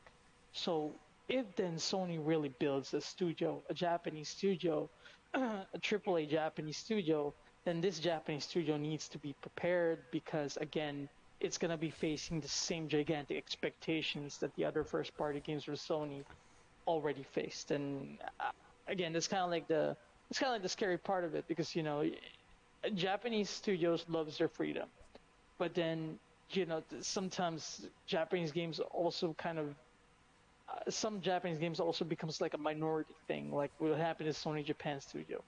So there's gonna be need a proper program balance or whatever. It's just harder now because of PlayStation's brand that is so big now. That's why sometimes I'm hesitant about it when a game is just like Square Enix or Capcom, even if they're great publishers or developers, the expectations are not as gigantic compared to a PlayStation brand, like I said. So again, that's kind of like my worries because I'm worried about that because the industry, the system is bullshit, like you said already. Yeah, it's bullshit. It's already bullshit, and if they're gonna make it harder for people who just want to try to do what they want to do, then again, it's just double bullshit. And if that happens, we might have another Sony Japan studio failure, and I really don't want that to happen. So if Sony is gonna build another Japanese studio, they need to gear it up properly and think properly. How is this gonna work? To be honest, it's a really hard decision because of PlayStation's brand becomes so big now. It's not the same anymore. Okay. And, yeah, it's like I think. Gotcha. Okay. How would you rate PlayStation State of Play? How would I rate it? Yeah. I'll be honest with you. I didn't watch it. The best things that I have heard that come out of it was the Returnal co-op. Yeah, I And actually just wanted to give House Monkey props for their Tenno co-op. But yeah, continue. but yeah, like I said, I'm not huge on Japanese games. So I didn't really tune into it because I figured that I could catch all the highlights afterwards. But yeah, that's really exciting for So, from what you've a seen, co-op. what interests you? What interests me? Yeah, from what you've seen, say to play wise. The Returnal, the co-op thing was pretty much So, you're not what really interested interested me. in Ninja Turtle? The what? Ninja Turtle. Ninja Turtles. I mean, Yeah. I liked the cartoons when I was a kid. I probably won't be picking it up. Okay, gotcha. And did you beat Returnal? Yeah. Okay, nice. We might co-op then, because I beat Returnal as well, so this is going to be interesting. It's very shocking, by the way, for them to do a co-op for Returnal. I was not expecting that. I was expecting some type of DLC because you already seen Housemarque involved with the community and you could see them that people are in love with the game. But I was absolutely not expecting what's called co-op. But Yeah, I yeah, mean, I think people kind of forget that that's the point, though. what do you Like, mean? a lot of times gamers get wrapped up in thinking we know. The whole point is that we don't really know. So the co-op Returnal was pretty funny because nobody seen that shit coming. Yeah, no one. Yeah, nobody. Same with Ghost of Tsushima when they first announced the co-op for that game. No one saw that coming either. Exactly. Sup, Aaron? Welcome. I'm pretty sure you are about to fall asleep, so enjoy the show while you still can. And with that being said, we already went through it, so very quick. How would you rate the show? 7, I think. It was a Oh, good show. okay. Nothing special. Okay, and then the final topic, which not even a topic, it's going to be all over Forbidden West spoilers review. Again, I can't stress this enough. This is a spoiler cast, so if you're gonna complain later that we spoiled it for you, hey, it's literally in the title screen. With that being said, let me start with you, Nate. How do you feel about the game, and where do you see it going from here? And at the very end, uh, give me your thoughts on story, gameplay, new enemies, your favorite, your least favorite, and yeah, your overall score. Yeah, I mean, ultimately the game is basically a 9.5 for me. I mean, I love pretty much every minute I played of it. The game was damn near flawless for me. Um, I love the voice acting, the character movement, the involvement with all that. Um, just there's so much to love about it. Visually, I mean, I am a graphics snob, so I appreciate all that. I played the game entirely in resolution mode and fucking loved it. I switched to the 60 FPS mode for like 45 seconds and never went back to it. Um, the gameplay was great. They just tightened up everything, gave us, a lot more moves and skill sets to go through. All that stuff was a lot of fun. You could get as creative or a little, least creative as you wanted to when you fought.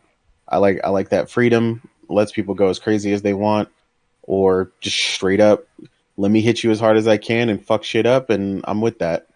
Um, I say I just can't stress enough the voice acting.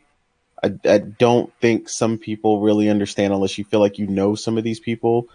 Um, Specifically, some of the black people in the game, just I mean, they felt like family. check Like, I is it? mean, They were yeah, believable. it was crazy. Like the way they would speak and cut off certain words and little things like different. You could tell like they got a lot of people to speak from kind of like different areas of like the United States, like different dialects and like stuff like that. You know, some people sound like they're from like Louisiana, stuff like that. Some people like it was just brilliant. But not only that, but the structure of some of the black people in the game was very unique.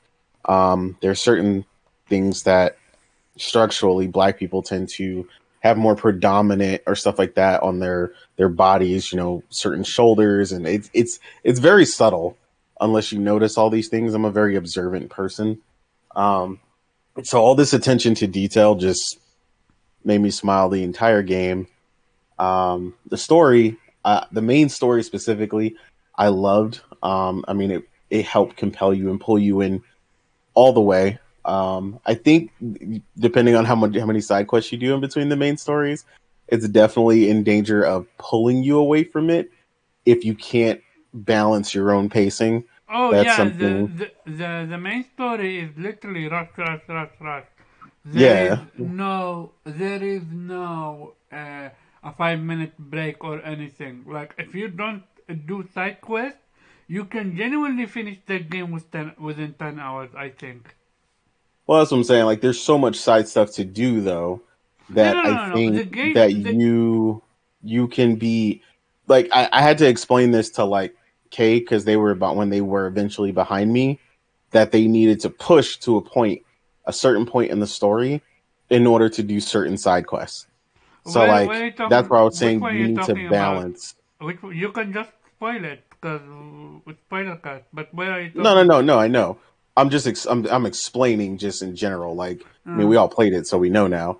But like, you can't open metal flowers. You can't. How many times have you go somewhere on the side? You got to come back to this place. I'm telling you, I'm not going back to that random cave to go 2 feet deeper in the water. Like, Oh I'm yeah, not. at some point, I agree with you because that's what I did with even side mission. Like I stopped doing them at the very end until I unlocked the flying. Cause the hassle to running back and forward, and especially if you need to swim and stuff like that, I'm like, yeah, no, I would rather fly at that point. Well, that's what I was explaining to them when they were because I was behind for a while, and then I was ahead of everyone, except for my girlfriend. And then I started explaining to Kay and Morgan that they needed to push through the story to a certain point so they could actually do all the side stuff. Because we were all pushing the same way at first, where we were doing a shit ton of side stuff, and then I would push a little, shit ton of side stuff, push a little, and I Hmm. was like, okay, at this point where we were all like mid game, I'm like, you have to push to like maybe not the flying, but at least till you get the metal, you know, the metal flower opener. I was like, you have to. I was like, because you're gonna start running into shit you can't do, or certain side missions won't show up until you can do that. So like that's where I felt like without that guidance, like if they would have just kept doing side stuff, I could feel how some people would get bogged down because then you start running into all this shit. Like I said, you can't do. And if you're exploring the map and stuff, you're going to run into a bunch of shit you can't do. Um, so I think that took like a delicate balance. I mean, I've played enough games to realize that when I'm at that point. So it didn't take me anything except like one or two quests to be like, all right, clearly I need to push. And then once I started pushing, I was like, you know what? I realized I need to push until I have all this special equipment, and So then we can go back.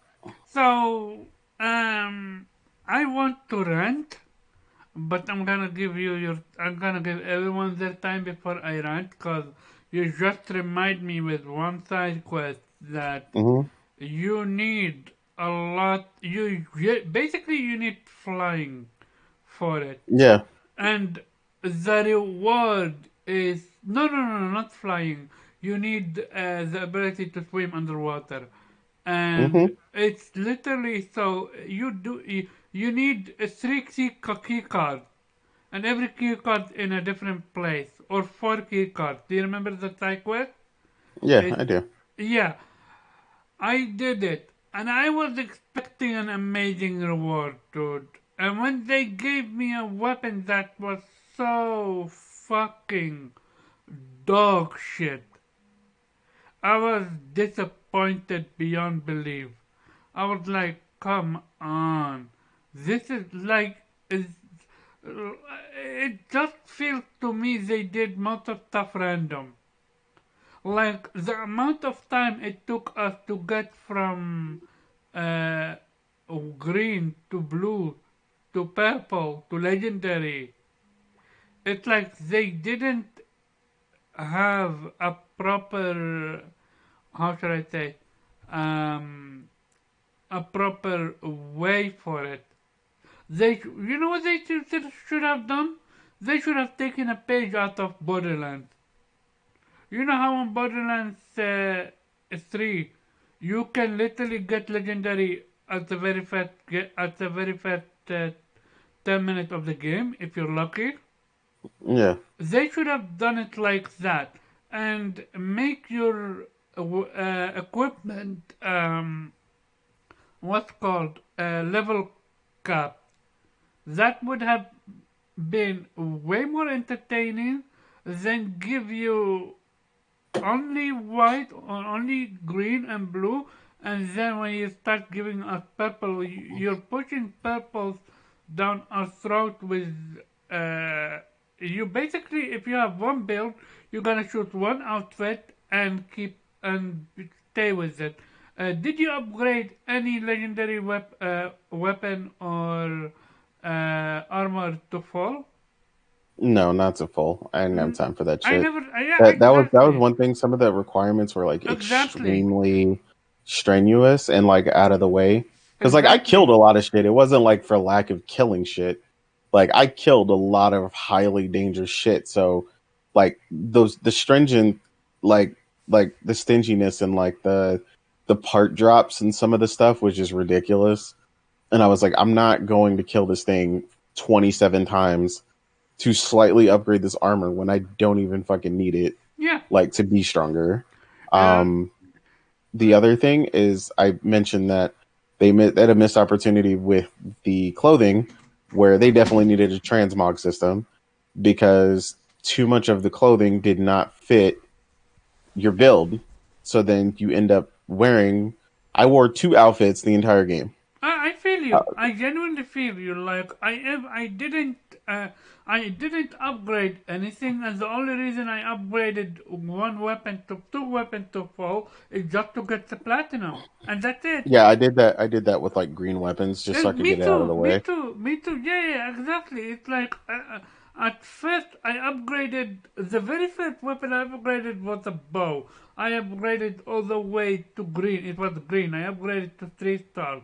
You can visually see that you unlock additional skill for it, like that's nice and dandy, but it takes way too much time for that, dude. It for me it feels that they had the story covered, they had the character and voice acting covered, they had the gameplay mechanic covered, but when it comes to skills, when it comes to how loot works, when it comes to how a side quest reward works, it was literally randomized. I feel like It definitely felt like it was pretty all over the place. like why I would mean, you? I can play the game to my liking, so that's why it didn't really bother me. But I mean, the 9.5 versus the 10 is the reason for a lot of that stuff, as well as the jumping.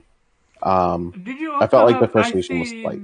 I seen your issue with you literally jump and you grab and it doesn't grab. It Yeah, happened and it to doesn't me. grab. I Yeah, that have happened a lot. literally video of it.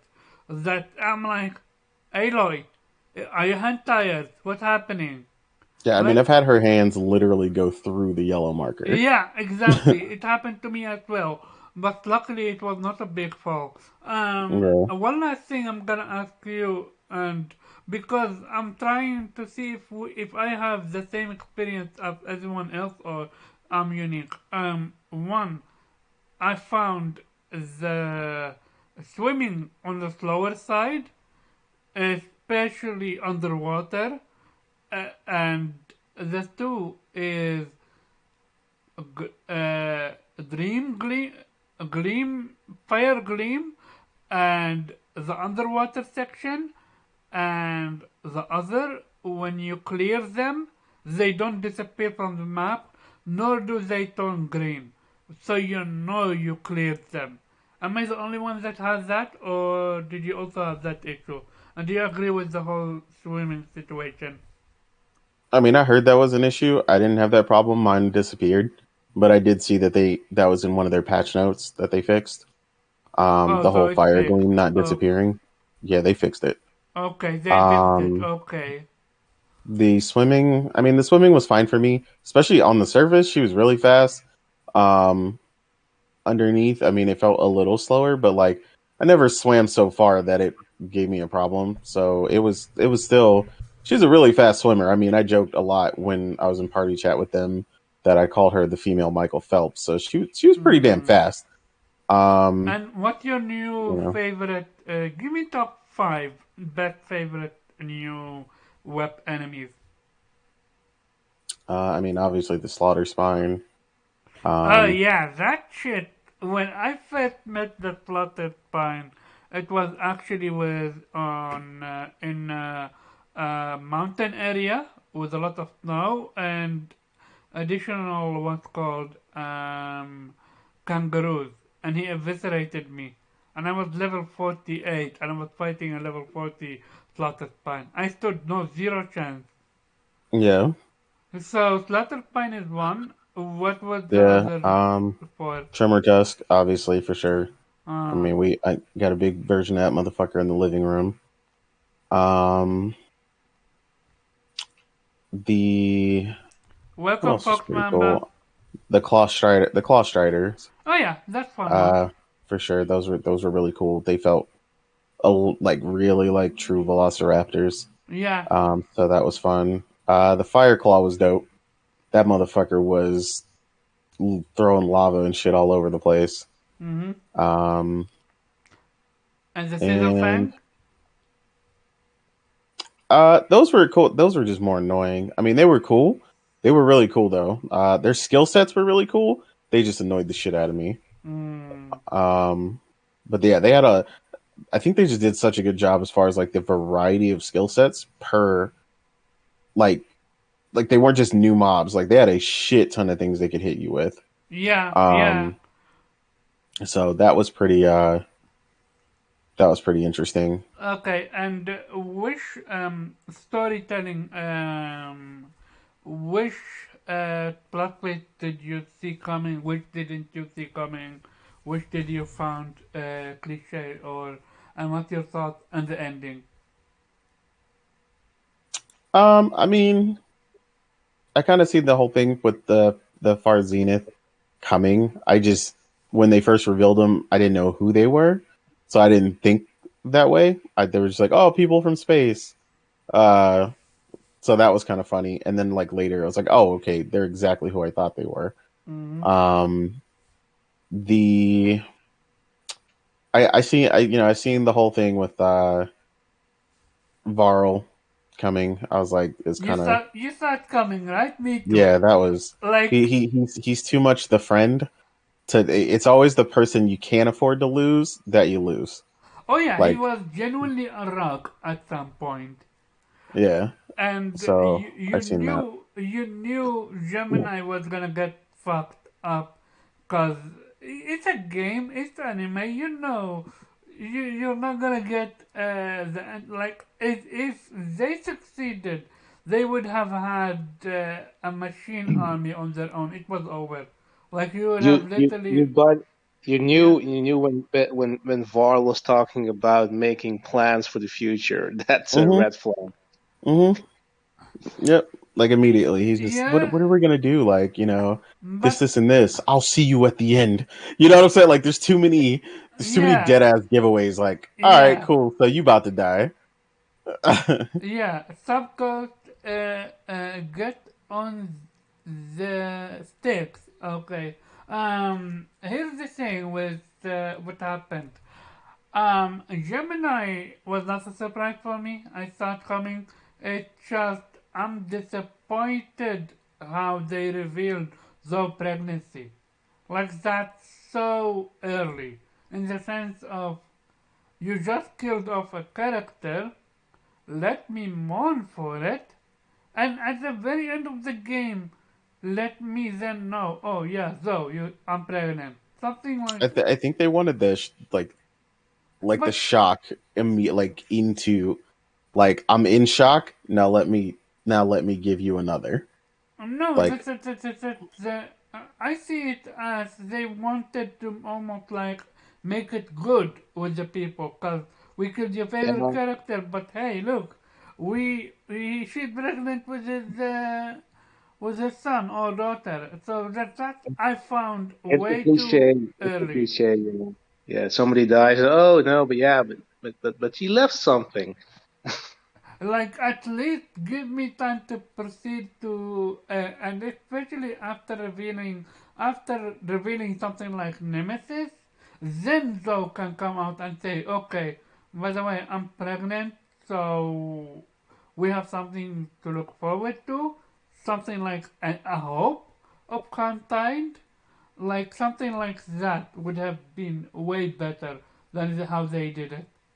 And even with Tilda, they were way too on the nose that she was going to quote unquote betray you. Like if you talk to Silence, if you talk to anyone, they warned you of her. They even described her as, oh my god, Zoe had one of the best lines. She smelled like death to Tilda, but at least death have a smell.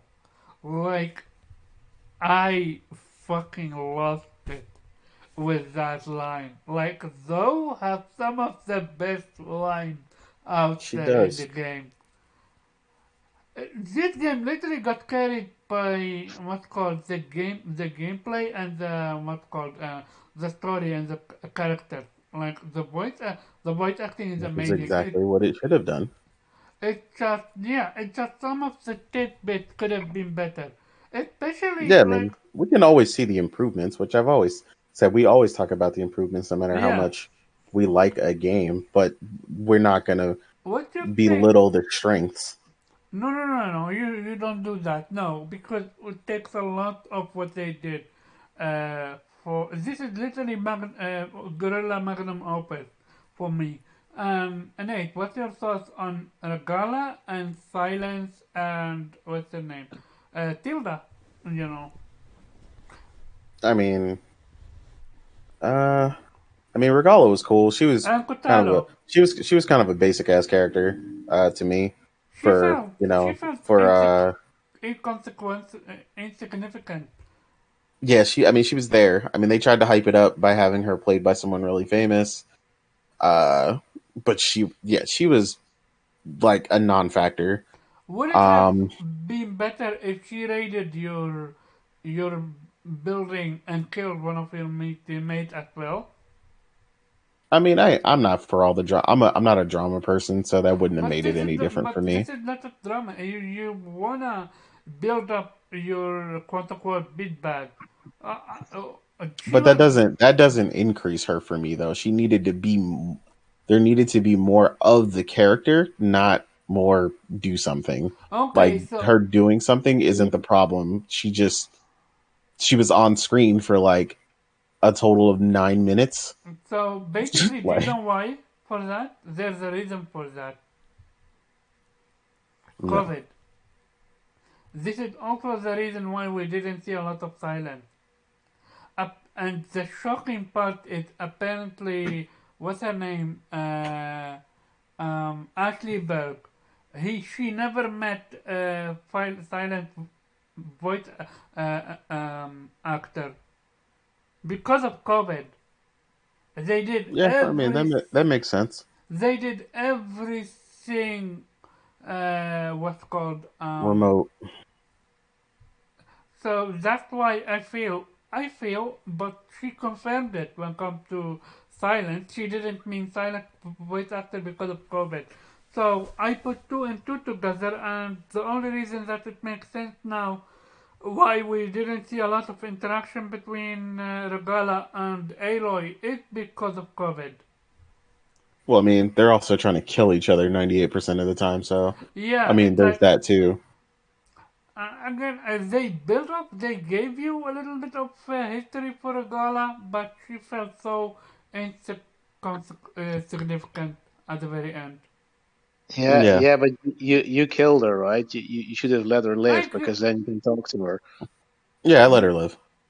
Yeah, I let her live in my game. So What? she became more interesting at that point, but that was yeah. like, you know, that Why? was her last part. What Then they happened? shouldn't have given me the option to kill her. I And even mean, then, I wasted it on her because I didn't even use her bow. Like, let's be real. The amount of items you need to make arrow for that bow is way too much too expensive and stuff like that. I didn't Yeah, bother with. That that's why you never kill a character when you have a choice, because they always might come back and be useful. Because I like story, so I knew that you could talk to her, so that was the reason I did it too.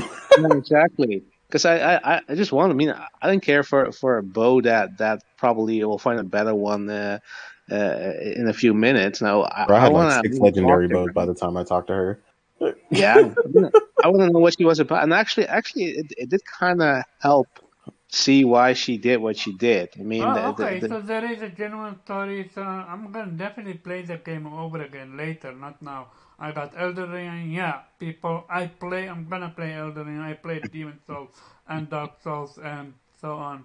So Nate, you continue thoughts on But Regala and yeah, Tilda? so I mean, yeah, like I said, I mean, she was still really cool. I mean, I I still liked her as a character. She just wasn't as big of a factor as she seemed in the beginning. Like they just kind of overplayed that. But I mean, it was not a big deal. Um, I like the way she went out in the end. She went out like I felt she would have. yeah. Um, yeah, I mean, it made sense. Uh, I love Silence. I mean, personally. So I mean, he's the exact type of character I would be. You Hold know on.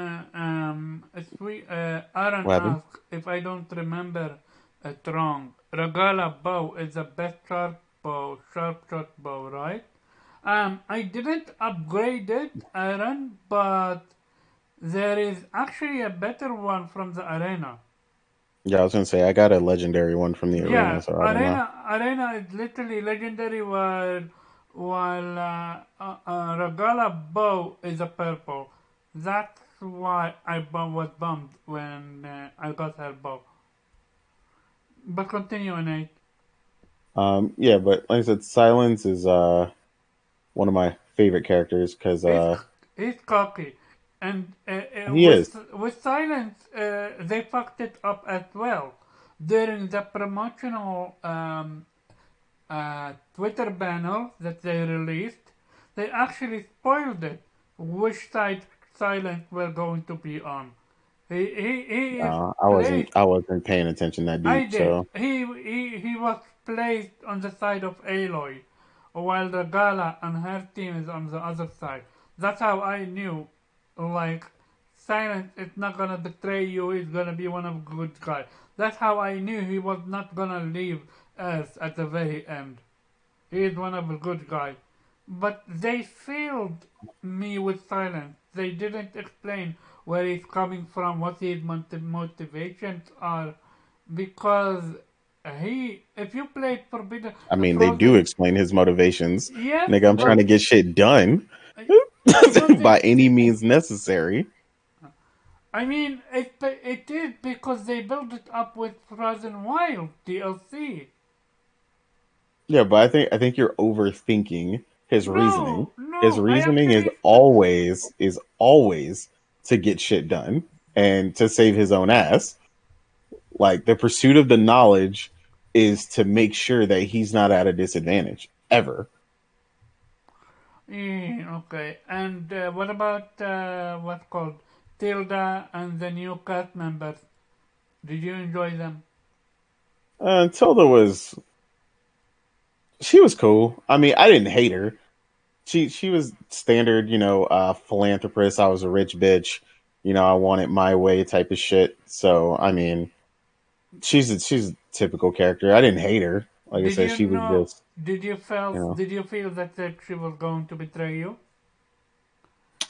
Nah, she played that up really well. I Oh, didn't. Yeah, so I didn't.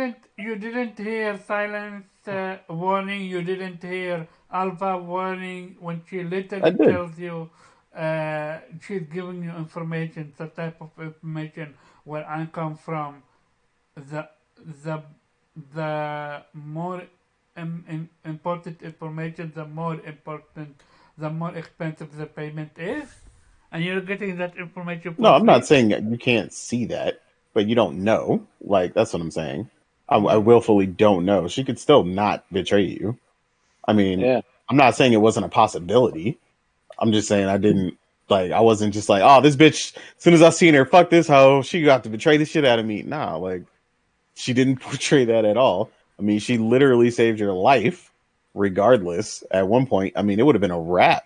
Yeah, I mean, at that point, if she didn't do what she did. So, I mean, And regardless, she didn't really betray you because her motivation were just she wanted to save you and she didn't believe you had a chance to yeah, defeat basically, Nemesis. yeah, it is not true exactly. betray, but it's still at the very end she was going, yeah, I understand, um Well, that's where, like I said, that was and the very that was final rich scene, bitch behavior, where yeah. I'm used to getting what I want. I've been I've been hanging around these fucking, I forgot what the fucking term is for like rich people who always get what they want. There's a name for it. I just can't remember what the name is right now. Mm. So Um, what your thoughts on the Ted ending. Faro? That yeah, we can also go cover the ending because You said it, Ted.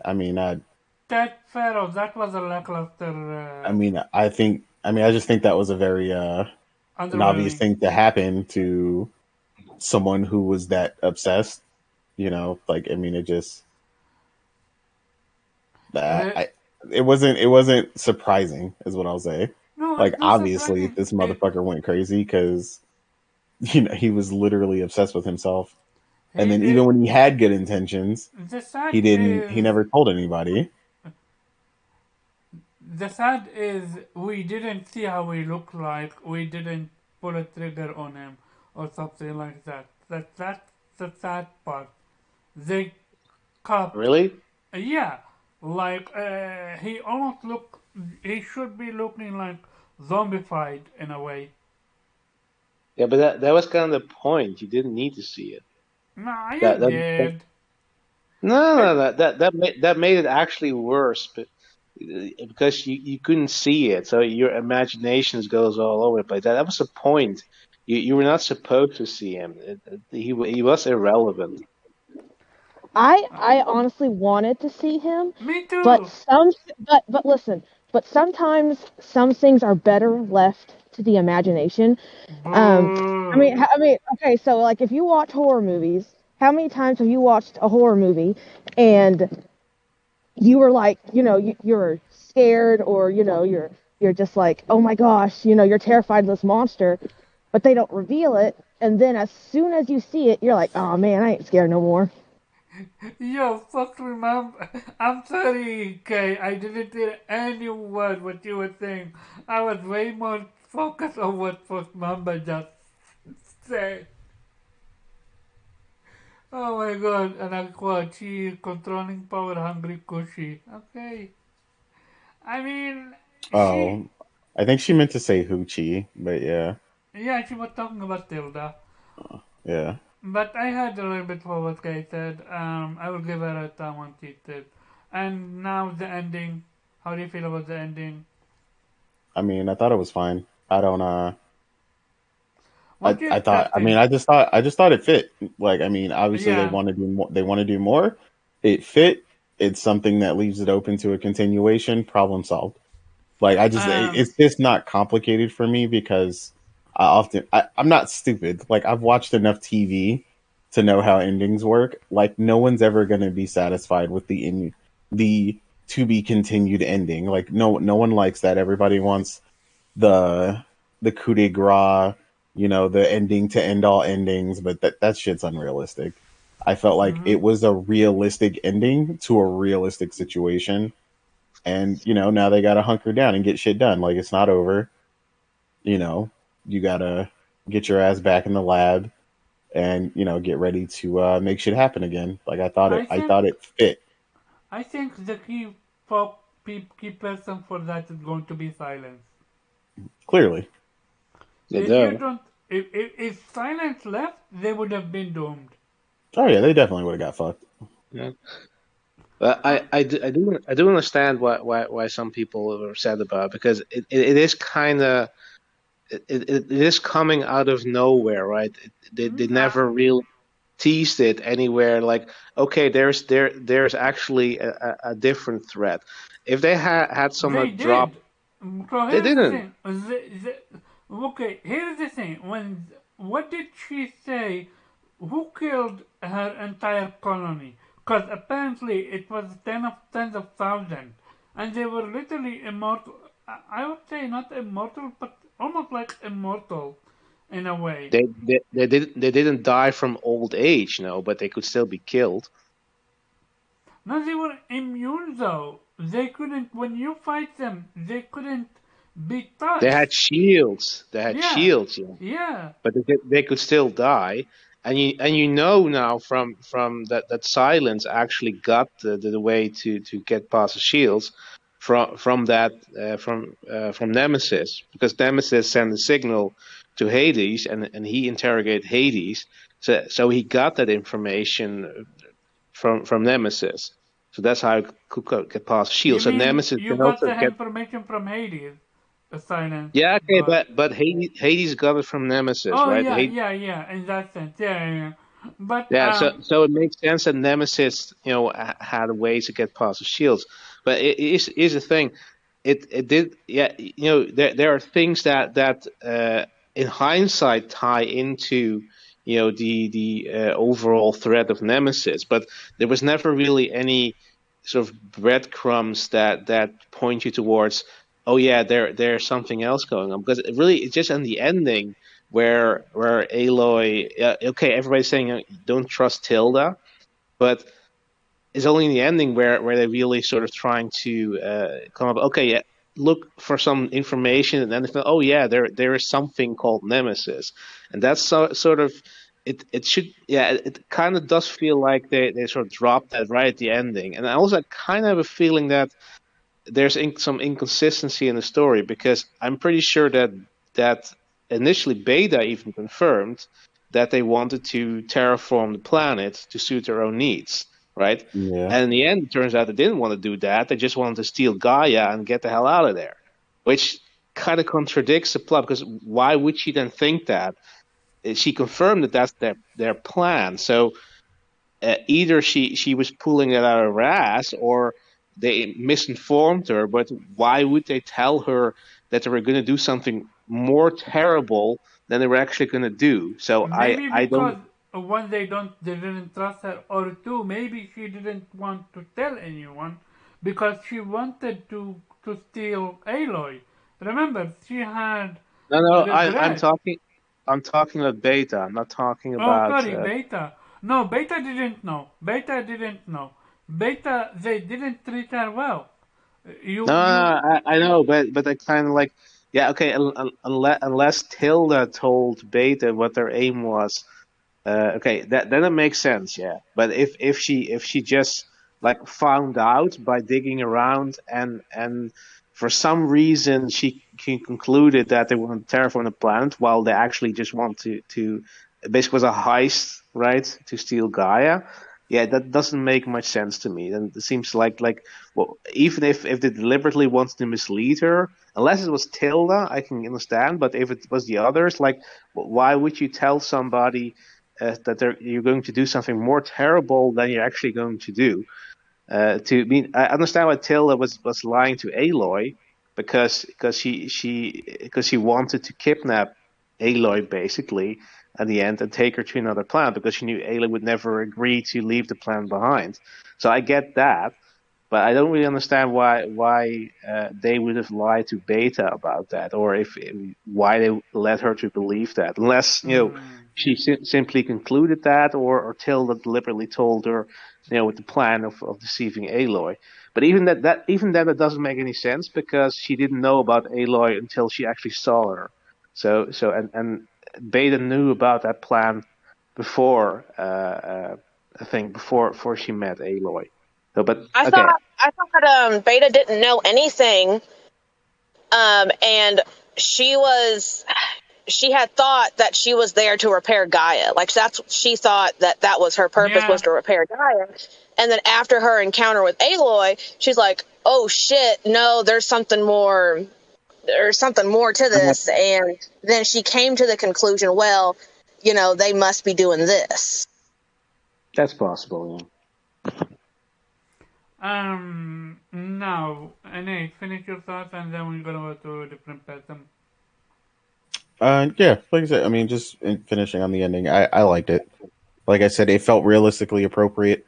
It wasn't some unnecessarily over the top bullshit. Um, it made sense to me. Like, I just thought it fit personally. So that's why I wasn't disappointed. Like I said, I can get some people wanted some people are obsessed with closure. I'm not. I know they're trying to set it up to do more, so I expected that. And I got exactly what I expected, so I wasn't disappointed in the slightest. Gotcha. And now we're gonna go to none other than Akira. How are your thoughts on game? Again, everything was adjusted to what's his name? Nate, what's Do your you think he thoughts remembers? on everything? I want to say, I kind of agree. I love the fact that there's clearly a third game, um, because the Horizon franchise has been always been a great sci-fi story. Like this is the thing that I don't completely understand with criticism regarding the Horizon franchise. It's not really trying to be realistic, it's trying to be natural, but in a sci-fi setting, you know. Like, not everything in this game or in this world is realistic, even if some of them are stuff that can actually happen in real life. But the fact that it's sci-fi and it's following its own rules, the way the ones that establish in their own, I think it does a pretty good job at it. Like when I hear criticisms like, like they shoehorn this in, it's not really. I don't think you can shoehorn anything like that, especially when it's sci-fi. Because when it's a sci-fi, things just always goes batshit insane. Like, I mean, there are so many Star Wars fans, right? But for Star Wars, from the small scale going to the big scale, basically media, let's just say like that, parts of the media for Star Wars, nobody really complains about, that it's such a, insane, unrealistic shit. The only thing people complain about is Rey, right? It's like the main complaint right now, retcons and Rey. And Horizon, I think, is really a well done sci-fi story following its own rules while trying to be natural, but not trying to be realistic, I think the main problem people have with Horizon that I notice is they expect it to be realistic because of how natural the world feels. And for me, considering I'm taking Horizon as it is, I loved it. I loved the execution, the way with Beta. I did not expect that Nemesis enemy, to be honest. I didn't expect it. I really thought this was the last one, to be honest with you. I thought we're just gonna kick far, the Zenith's ass, and then we're gonna take Gaia home where she has all her subordinate functions, and then we're good, right? That's kind of like, but at the same time, even if that's good, it also felt a little bit anticlimactic, to be honest. I don't know. I just the Zeniths didn't feel as terrifying anymore as they were when they were a mystery. You know what I mean? With this Nemesis thing, it's kind of it makes it makes the stakes higher. Like, if you had a huge problem to deal with the Farseer, and you actually need Silence Health for that. You didn't figure out yourself what more that an entity that can actually wipe them out less, in seconds. Right? The stakes are just higher. So, in my opinion, it's just gonna go wild and it's gonna get better from there. And of course, like I said, Rise of Forbidden West already looks and plays amazing. Like, how do you fucking top that, right? We're Agreed. gonna talk about that because I thought now about it, and they actually have now Gaia. Like, Yeah, they have Gaia. Horizon. also No, no, Born no, no. What I Impulsions. mean by that is Horizon 3 is going to be totally different because now, again, from the I'm thinking for the future now ahead. One, PlayStation 5 only, no more 4. Two, you are able of producing your own machines now. By definition, machines should not be your concern anymore. By I mean, maybe definition, Nemesis got their own style of machines, just like with the Wait, Hephaestus. I thought Hephaestus got away again, yeah. and that's why Oh like, wait. oh no, he's Yeah. integrated with yeah, the right. Zenith They technology. injected. Yeah, Good, they injected him good. in the You printer. Yeah, right, you right, paid right, it. right. Yeah. So she's free, and now she's more powerful and can build machines faster. No, no, no, And no, what no, if she no, teams up with Nemesis? no. Without Hephaestus, she can't create machines. No, Yeah. she can. Actually, they confirmed that. No, Hephaestus No, is the one that creates the no, machines. wait. Wait, I think let me explain. Let me explain. Go They actually ahead. confirmed in the end, but you probably have to talk to her to your companions after you complete the game. But she took parts of Hephaestus, so she can manipulate the machines. I'm not sure if you can build them, but to restore the Earth. But she can't undo. She can't stop Hephaestus from making more war machines. So they Oh, confirmed that they're able to fix some of the things even without Hephaestus. They don't need him anymore to fix the Earth. But yeah, they also, of course, now have an excuse for Hephaestus to be around in part 3 and still making new machines. so then how Yeah, I do meant we? Hephaestus can make machines, and now that he's integrated with the Zenith technology, he can make them faster. And then there's the like a what if he decides to team up with Nemesis? it's also possible, yeah. So, not completely off the hook. And again, the next Horizon is gonna look like real life. Can already say. So the next Horizon is gonna look like real life because I don't know how, like that's like the next step already, right? The Horizon Forbidden West looks just amazing, completely amazing. Like if you want a next step on that, it's just gonna look like so close to real life, right? That's like the next step for this. Combat Photorealism you're talking about, right? graphics, yeah, Yeah, graphics. photorealism graphic. Yeah. The combat maybe add a parry or a counter Yeah, melee that was needed. attack. A parry Yes, was Just needed. there was just a lot of moments when when your enemies can parry you or counter you. Like And I you feel like can. I want to do that as well. Yeah, Something like yeah, that. I agree. I want to at least And block. To block. yeah, exactly. At least a Or block, a block, no, button, a block button within would not prevent others from literally grabbing you. Like a lot Yeah, of it's a alright, lot but at of least you can enemies, block. not a lot. Some enemies have literally grab mechanic where you are fucked. You can't avoid it. You can't do anything. There is no animation for it for you to get to duck out of the way. They literally grab you and You can shoot them, and it will stop that animation. no If you shoot them in that part, if you shoot them where if something's about if a machine is okay, so like the Slitherfang, if it's about to spit at you or something, you can hit it in the throat, underneath the chin, or in the sack, and it will stop that animation, and it'll go, "Ugh," and then it'll give you a second to get out of the way or shoot him with something else. But an enemy with like a human enemy, he literally grab you. You can't duck. You can't do anything. Well, you can roll out of the way. You can No, you just can't. anticipate it. You can't anticipate Yeah. it. Yeah. You can't. You don't need to- anticipate it. Sounds like you just Well, need to get better, Omar. Yeah, you need to get good. No, I'm just kidding. But, Yeah. but Okay. again, it needs to be there needs a block button as well, in my opinion. Yeah, like a block button with a limit, something like that, right? Yeah, I agree. I oftentimes, especially the arena fights, like, okay, I need a block. Yeah, exactly. You need a block button. And that arena was fucking hard and very hard. I Oh. was losing my mind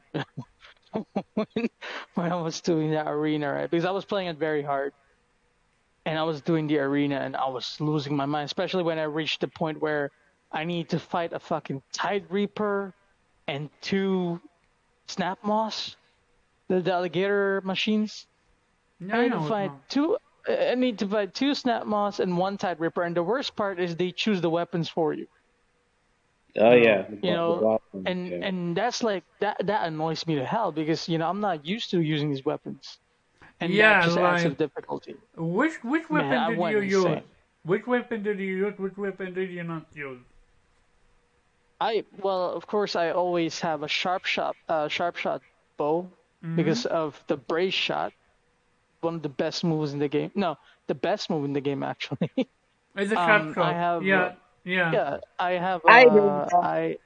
I have a disc launcher, and the skill where you can throw one that can explode also does a lot of damage. I what do you call this?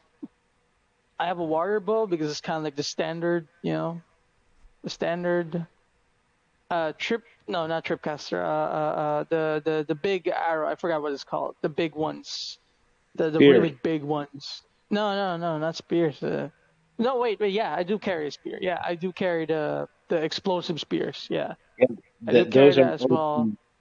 I Yeah, finish every challenge except for boss fights in the arena with a spear. They're so Yeah. fucking powerful. And if you It's use that so move, useful. where it quickly explodes, that does so Yeah. much damage. And what do you call this? The big arrow. Like she needs to hold it with 2 hands. I forgot what they're called, but I use those as well because they're like guns, right? But for arrows.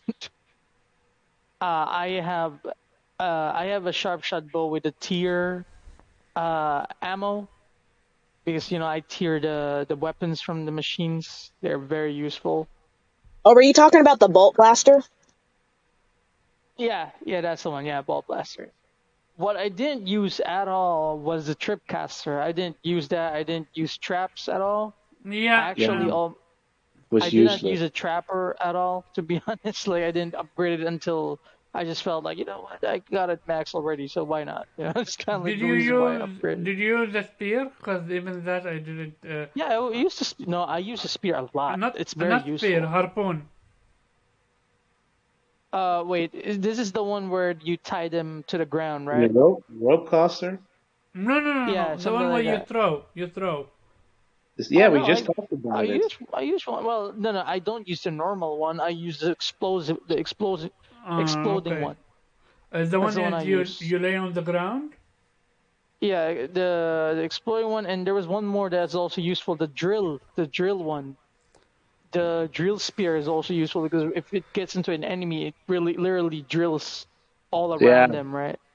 And it's also very again, really cool weapons. Again, I didn't have any use for trappers. Well, for someone like me who just loves the action, maybe there are people who love to strategize more. That's gonna love the trapper What's her name? weapons. She is not here, but Morgan is a fan of trap. Yeah, I'm The not. I the almost trip use no traps. the trip Use no caster was traps at all. completely useless in the arena because you have Yeah, to they really have attack you.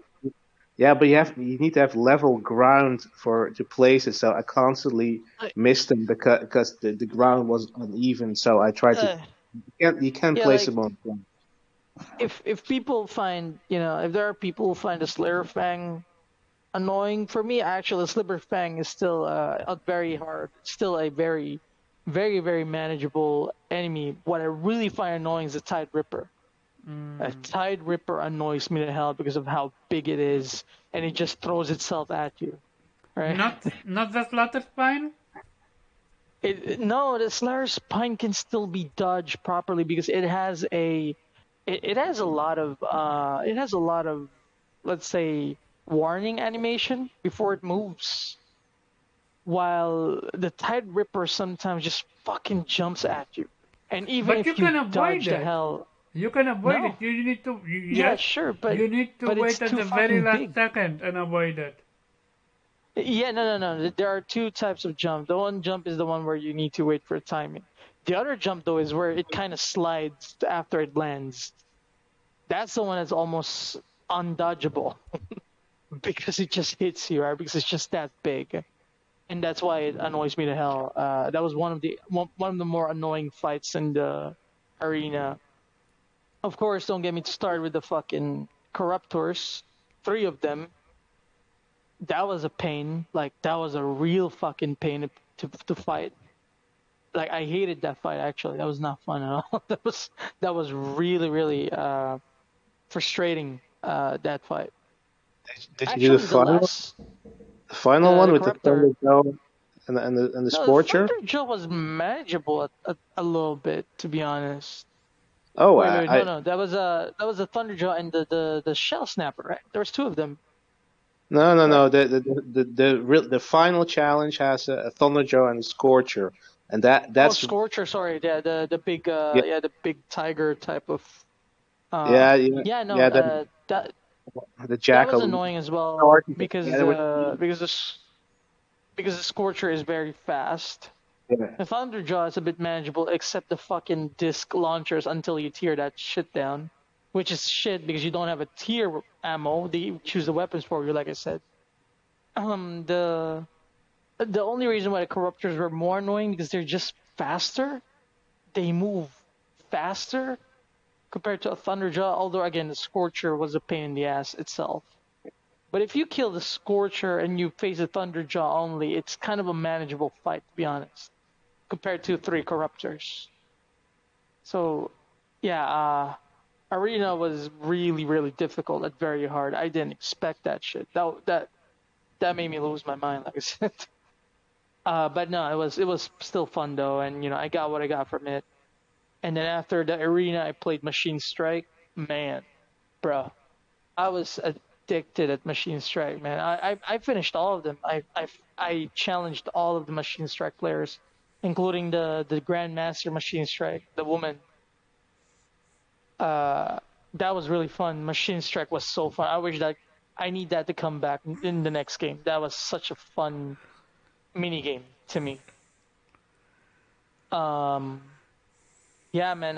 The hunting grounds were all right. I did them out of necessity.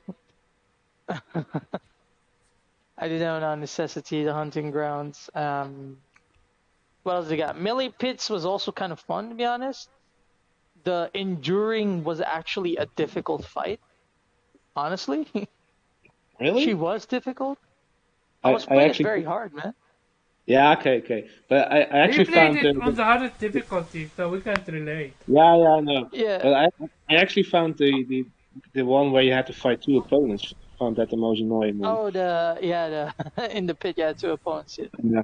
Yeah. Yeah, sure, but I don't know. The enduring needed some time to figure out because she had a lot of attacks and she was dodging a lot of attacks and she can block a lot of attacks. She can counter a lot of attacks, and her arrows does a lot of damage. Like her arrows are actually painful.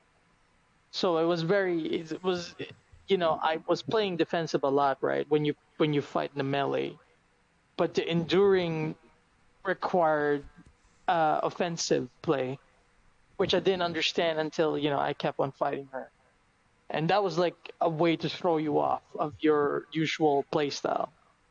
because like again in Horizon they kind of teach you to do a bit of a defensive thing because your enemies can counter you, can grab you, that kind of thing.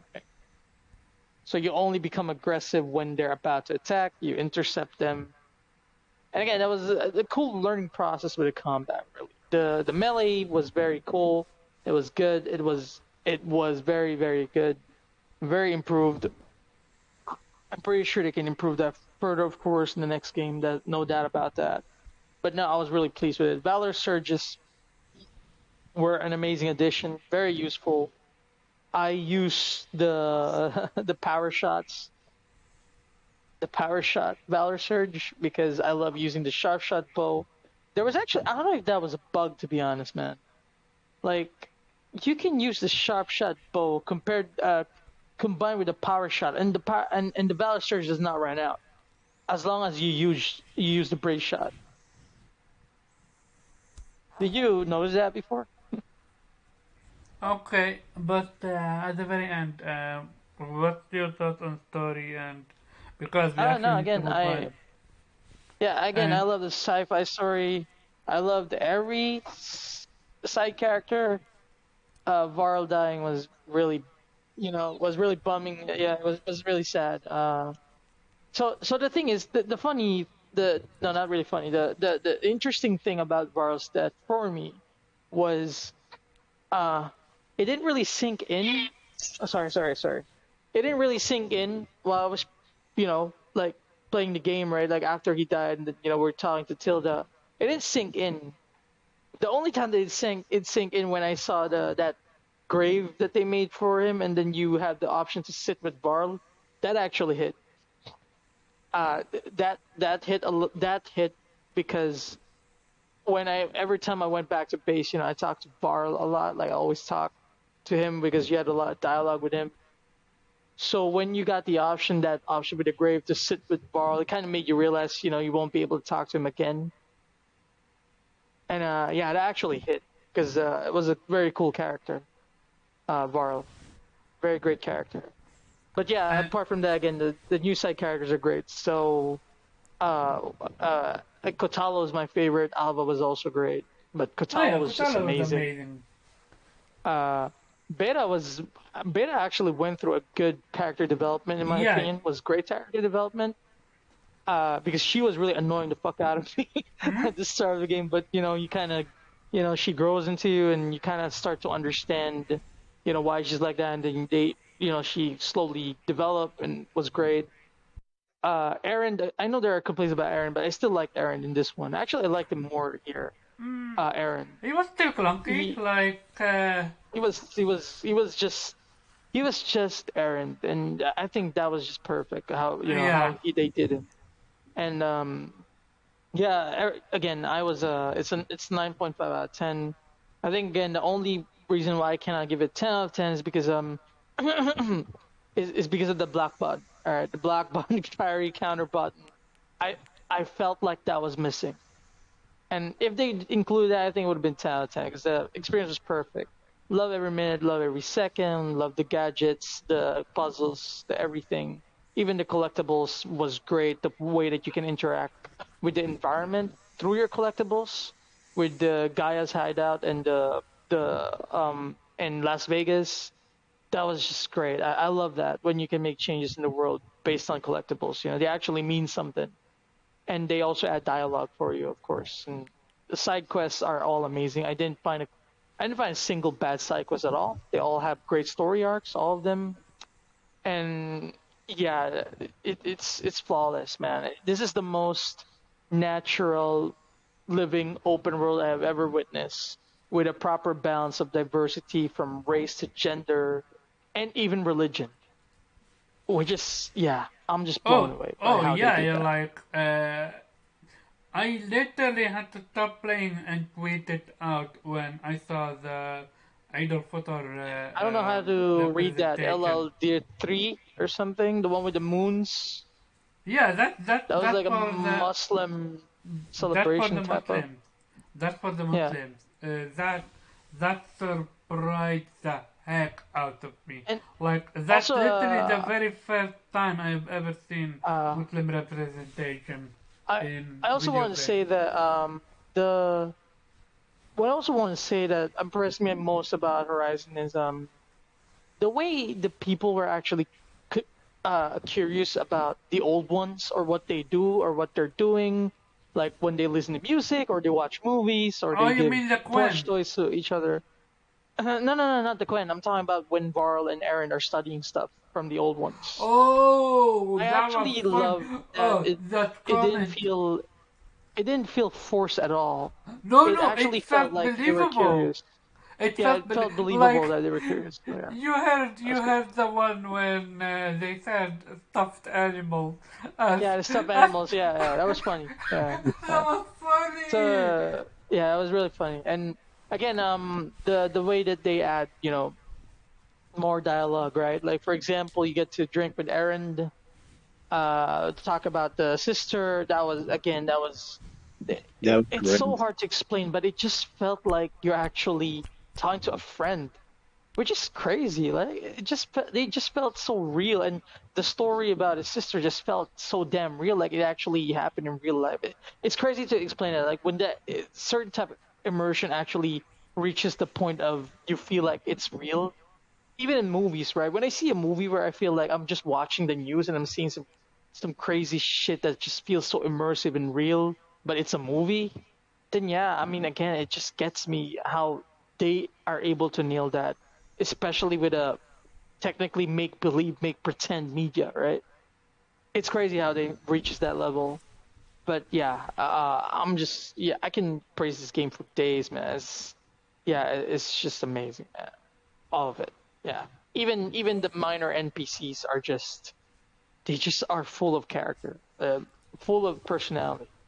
Yeah, even the boomer, the boomer and the sister, the one who created explosive spear and the disc launcher, right? They were actually entertaining you know to talk to or to hear them talk. Uh, Again, it's such a colorful world, and even the machines, man. The machines, great design site.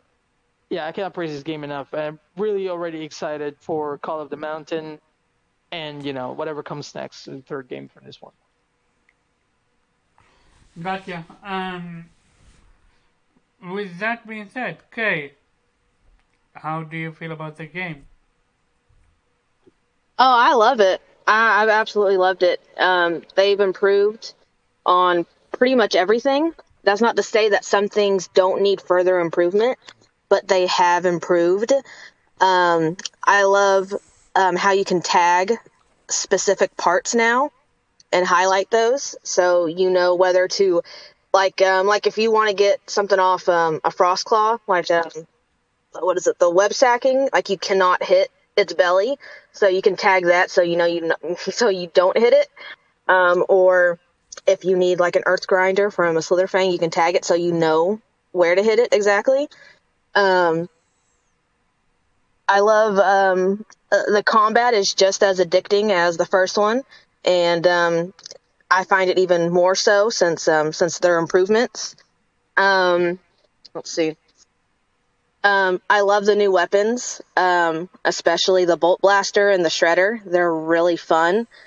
Um, the like Nate was saying, the voice acting is amazing. Mm-hmm. The animations are amazing. The side quests are so much more impactful. And even some people might say, oh, well, they're just fetch quests. But my thing is the interactions and the story Mm-hmm. of the side quests is what elevates it. Um, there were several side quests where it had me feeling like some kind of way. Where I was like, wow, even though this was a fairly short one, like it was still impactful. It like every side quest had meaning to it. Like it felt meaningful. Um, let's see. Um, Even though I beat the story, there is so much more content to do, and I'm really loving that. I'm probably like 90 hours in now, and I still need to do the arena. I've been upgrading my weapons and outfits. I just fully upgraded the Vindicator outfit, and I'm one upgrade away from fully upgrading the Regala bow, which I love, and yes, I killed her. I was like, because like I know you guys were saying like yeah, like you want to see more of her in the story, and that's what you get when you don't kill her. But for me, I was just like, you know what? I'm gonna kill her. She like if I was thinking if I was Aloy in her place, I was like, you know, this bitch is just too much trouble. She got to go. And then I was like, yeah, and I want that bow, so I'll take it. But that's just me. That's just me. Um, the story at the end when you find out about Nemesis, it it made it feel like this whole story was just one giant epic setup for the next game. Oh yeah, That's how it felt for me. you Um, did get an actual growth out of Aloy. She is more of a leader right now. hmm I really liked the base, and like Akira, I would go back every time I went back. I would exhaust all of the dialogue. I Me would go too. through everything. I love the dialogue. That's some of the best thing in the game. I Like failed to fighting say is fun, the. but Sorry. interacting with every single character and you feel them. Like the way Alva is so aware of everything, yet Kotalo is literally believing that a museum is there. God, it's like it's funny. And the way Alva Hey, interacted with the other character, yeah, Akira? no, again, I want to say that I forgot to mention the flying is top notch, man.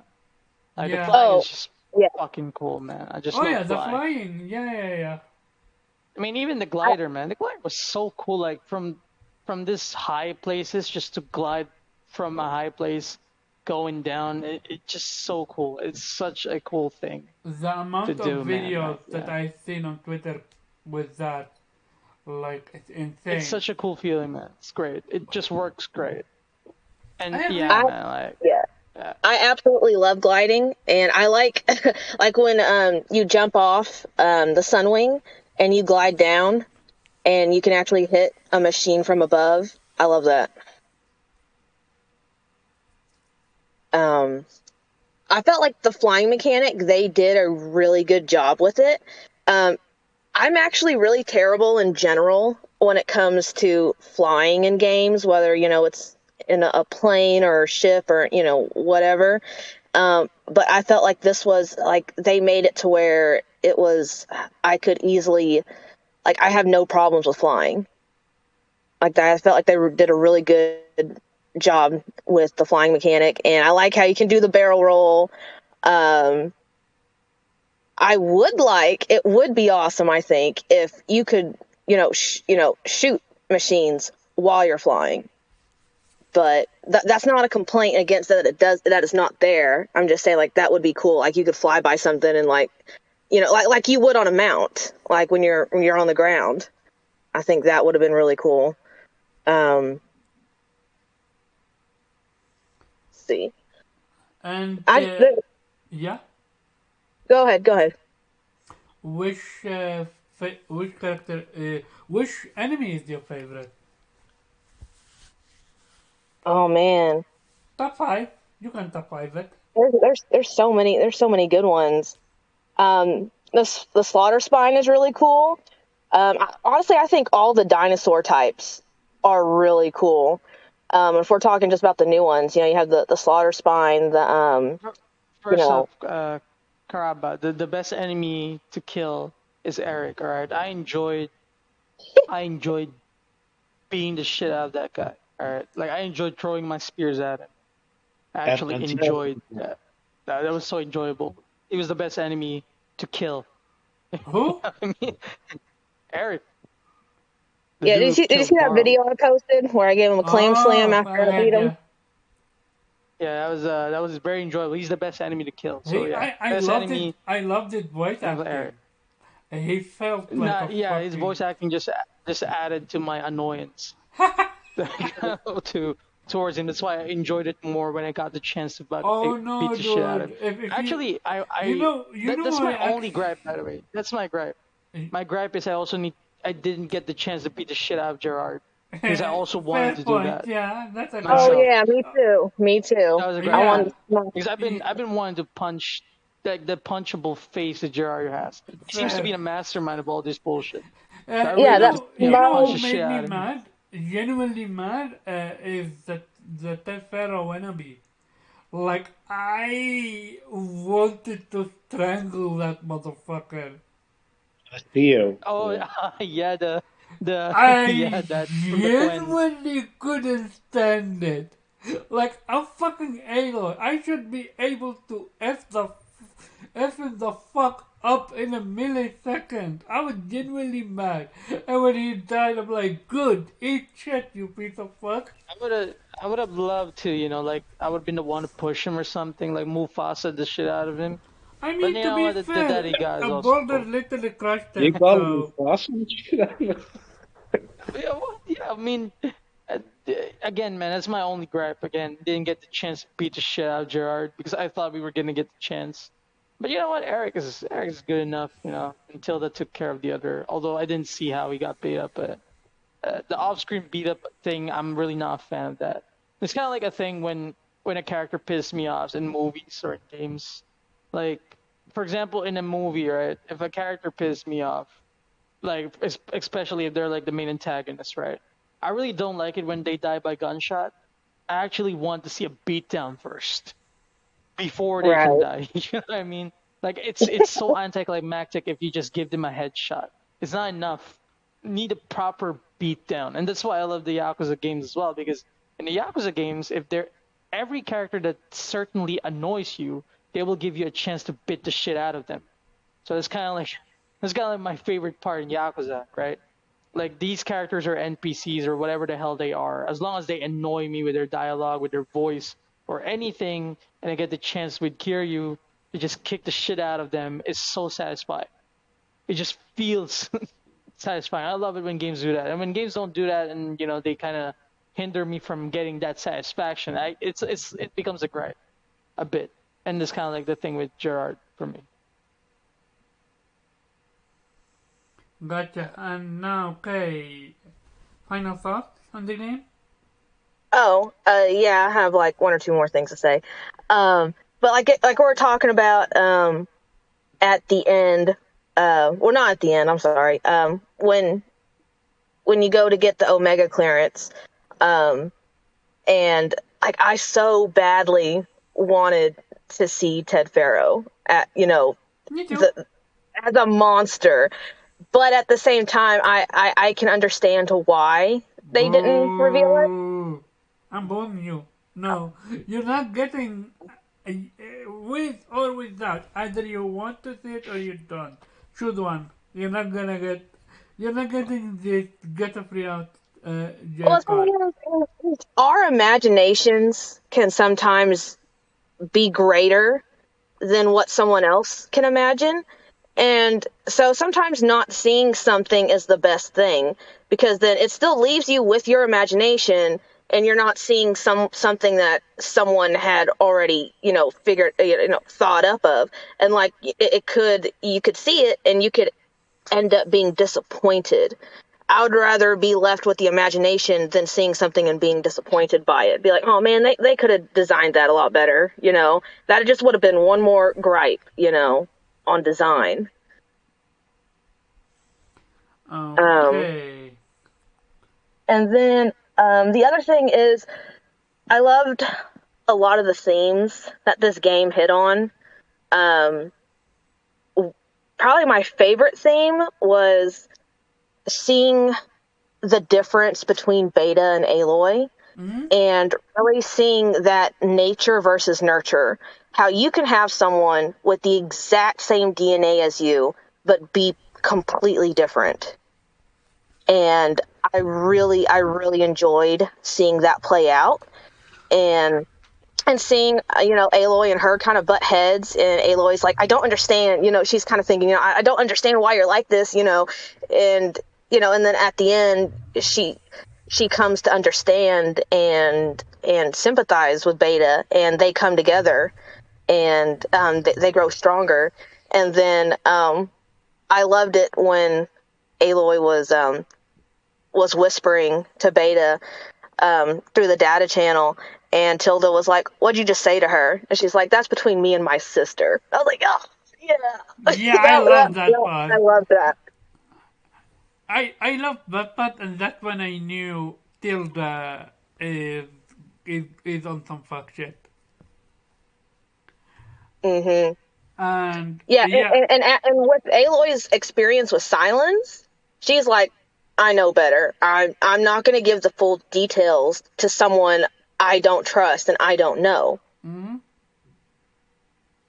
She already Um, experienced silence, huh? she So what? she already experienced what silence did to her. She learned Right, from it. right. She learned from Silence, with from her experiences with him. You Yeah, can't, even though Aloy's not a freely trusting person in the first place, um, but still, with her experience with Silence, she's like, okay, I need to be like extra extra cautious. Like I can't give any key points to this person. and Fox Mamba hit it right on the nail. This game really emphasized the relationship you have in game have meaning, and every character you have an experience with matter in the world. Yeah, yeah, and every character felt real. Like the amount of people that felt like a fucking people, not NPC. Like the very first moment I felt that beside Val was the nanny for Avad baby. The way she was acting, she genuinely felt like a real person, not an NPC that's programmed to say lines. Hmm. That's how I felt about this one. If you would rate it, what you would rate it, and yeah, we'll move to Weave. So, what's your rating? Um, I can't give it a 10 out of 10 because a 10 is a perfect game, and this No, you can give Horizon it a Forbidden West 10. You certainly can. has its issues, and there are things that do need to be improved upon. So I'd probably give it like a 9.6. Gotcha. And Oh, Weave. Yeah? hold on. I'm sorry. I just want to say one last thing. No, go Um, ahead. so if I for for the next game, I would like to explore Elysium, and then the other thing that I would like to see would to have a deeper and inner look into Aloy. With her inner conflicts, and just to get a little bit further beyond, like get behind her walls that she's put up, and just to get a little bit more intimate with her in that sense. We seen. Okay, so you want like a relationship? You mean something like that? I know, I like relationship, like not like a romantic one. I'm talking about like specifically just getting to know, just a deeper, more intimate look into Aloy herself, more into her thoughts and her inner conflicts. We actually seen it with this game. Like she went from wanting to do everything on her own to actually trusting her team. Well, that's only one thing though. I wanted to see more, just more of it. Like I want just more thoughts on her conflicts with trying to live up to Elizabeth, um and just just her as a person. We seen a little bit of that as well. How she kept asking herself, "Is she good enough? How can she live up to Elizabeth and stuff like that?" But I understand you, and I also agree with that. And are you done? I'm done. Okay, I just need to make sure before I cut you off. And with that being said, you're the final one, and then we're out of here. I already gave my opinion throughout the show. Uh, damn. What was the topic? Just kidding. The Yeah, I topic mean, is how Halo Infinite is the best game ever made. um, Now you're fully awake, aren't you? now I'm fully awake. Yeah, Yeah. yeah, and I'm just thinking where should I start. But Forbidden West, I thoroughly enjoyed it. Definitely. Well, I mean, I really like the first game. So when people say like it's an improvement on the first game, yeah, it improved a lot of things, but it just made it better. Really, it's not that the first game there was anything wrong with it. Um, but yeah, I mean, there's so many sort of incremental improvements, right? Like you have a stash now, the melee combat feels improved. You can target parts of machines. Um, so many new machines where I actually kind of wonder what are they going to do for part 3 because how many more dinosaurs and animals can you take. Um, yeah, massive game. I mean, I think I spent like 150 hours or something in it, and just to complete everything. Um, yeah, I mean, there are some times where I feel like it has maybe a bit too much to do, in the sense that there's I think mostly it's like the busy work, right, where you have so many chests that you have to open, but I cannot leave anything behind. Um, and like there are a lot of like when you finally learn how to open those flowers, like a lot of them just lead to some chests with valuables or that green shine stuff, which I'm pretty sure is radioactive, but so probably Aloy will die of cancer. Um, but the yeah, I mean that kind of thing is I hope maybe the next game will have a little less of that and more sort of meaningful things. But I did enjoy a lot of the side quests. They were didn't always feel like fetch quests, especially yeah, they were not really side quests, but like didn't really enjoy the part where you go. I think it's Poseidon, where you go to Las Vegas and meet those the Oscar and entertainers. I really like that just the characterization of these new characters that they feel so. I mean, all the characters kind of feel alive, but these kind of feel like different. Like they're not just your standards NPCs. Like, oh yeah, we're here digging for treasure, or please help us. We're attacked by machines, but they're there for chasing dreams and stuff like that. I really like that. I also like that there's so many diverse characters, not just in race, but you have a lot of LGBTQ plus characters. You even have, I think, a non-binary character in there, but also no like neurodivergent characters, like that boomer character, where they just like say, look, okay, she does blow things up, but they treat her like her sister treats her like it's okay that you are who you are, right? You don't have to conform to what our society expects you to be. So I kind of like how they do all that in a very natural way.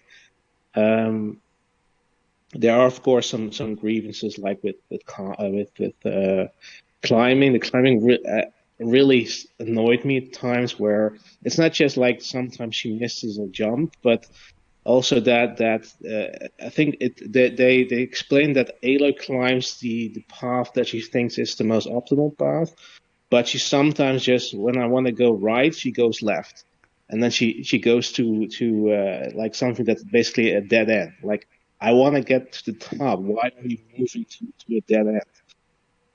And some of the button mapping, sometimes like try to make a jump using the glider, but that's the same button which you use to let go.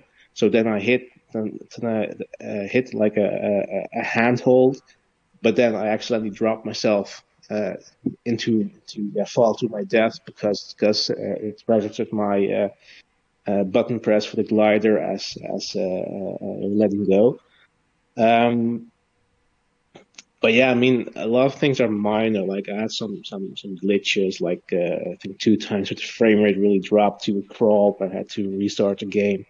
And some missions do tend to sometimes bug out, so you can't interact with an NPC that you're supposed to interact with, and then you have to reload the previous save. But the game, yeah, saves so often that doesn't really matter. Yeah, what else is there to say? I mean, the game looks So, gorgeous. The did soundtrack is you great. did it land story wise? Oh yeah, definitely.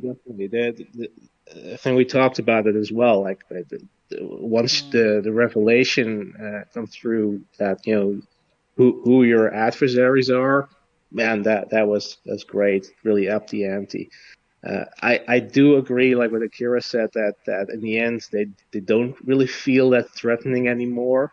Like when you finally confront them, and yeah, they're a bit pathetic, really, in the end. Like they're all these rich, spoiled, CEOs, and I think one of them was like a rich brat.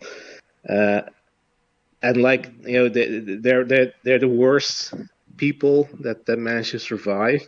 Guess Exactly. yeah, And that's the it's word I kind was of looking for, by the way. I thought about it, affluent, when I was thinking about yeah, it. Affluent people. They yeah. But it is like a kind of warning, right? against like it is. It is. we yeah, we see like Elon Musk and Jeff Bezos going to space. I mean, this is what would happen when when we hit the future where machines go out of control and we have to escape the planet. It's going to be those people that are going to survive. Fuck things up again for us in the future. Yeah, I do love that very unsubtle criticism of the super rich. Yeah, I love it. Yeah, I mean, and yeah, what's not to like? I mean, I really love the Tilda combat felt and Dutch, eh? she was supposed to be Dutch, yeah. Yeah, like she loved Rembrandt. She got all of almost a lot of painting, and yeah, it was interesting. I don't know. Say what you want to say, and I will give my final ending because I have few things to add.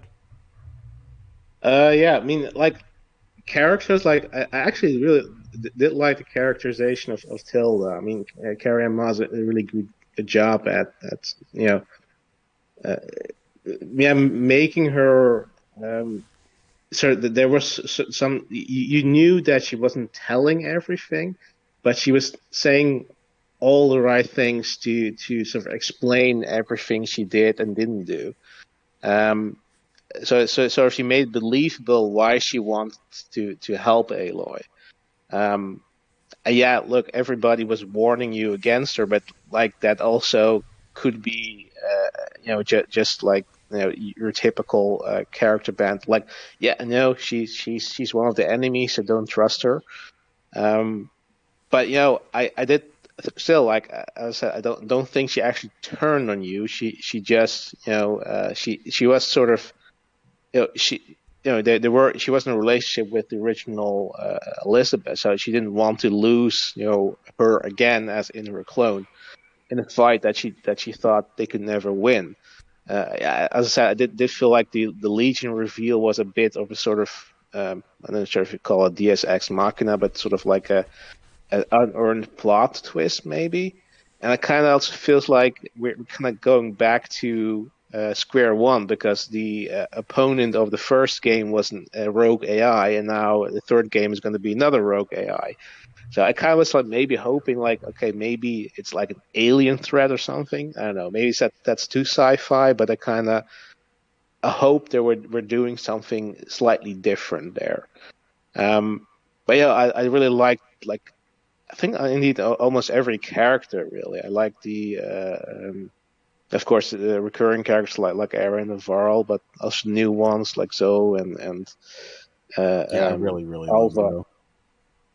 Yeah, I mean, I also really liked Alva because she was so a bit quirky. I guess that's maybe the right Fox description. Fox loves Alva. Wow. Akira. Yeah. Akira, you should have fucking told me about this one. About From Software employees not being treated well. Yeah, I mean, dude, again, it's not only the anime industry. I kept on telling people that I thought this Japan was is not a. only. This is a thing, man. I need to. I kept telling. Hey, I kept telling people that Japan. Akira, listen.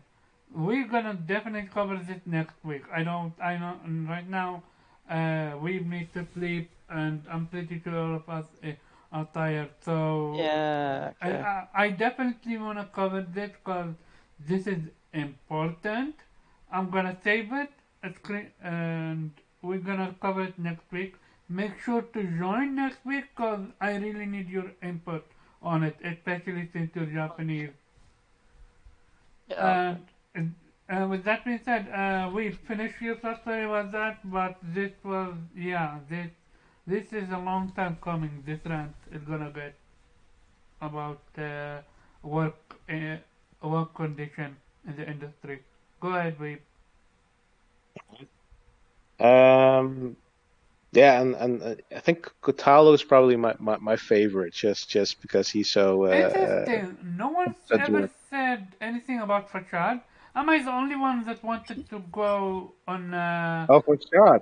Yeah, okay, but he's not a companion. But I agree that he was a really interesting He character, was and a actually, Kotal was super dope. fascinating character. He was a cool dude, down to yeah, earth. yeah.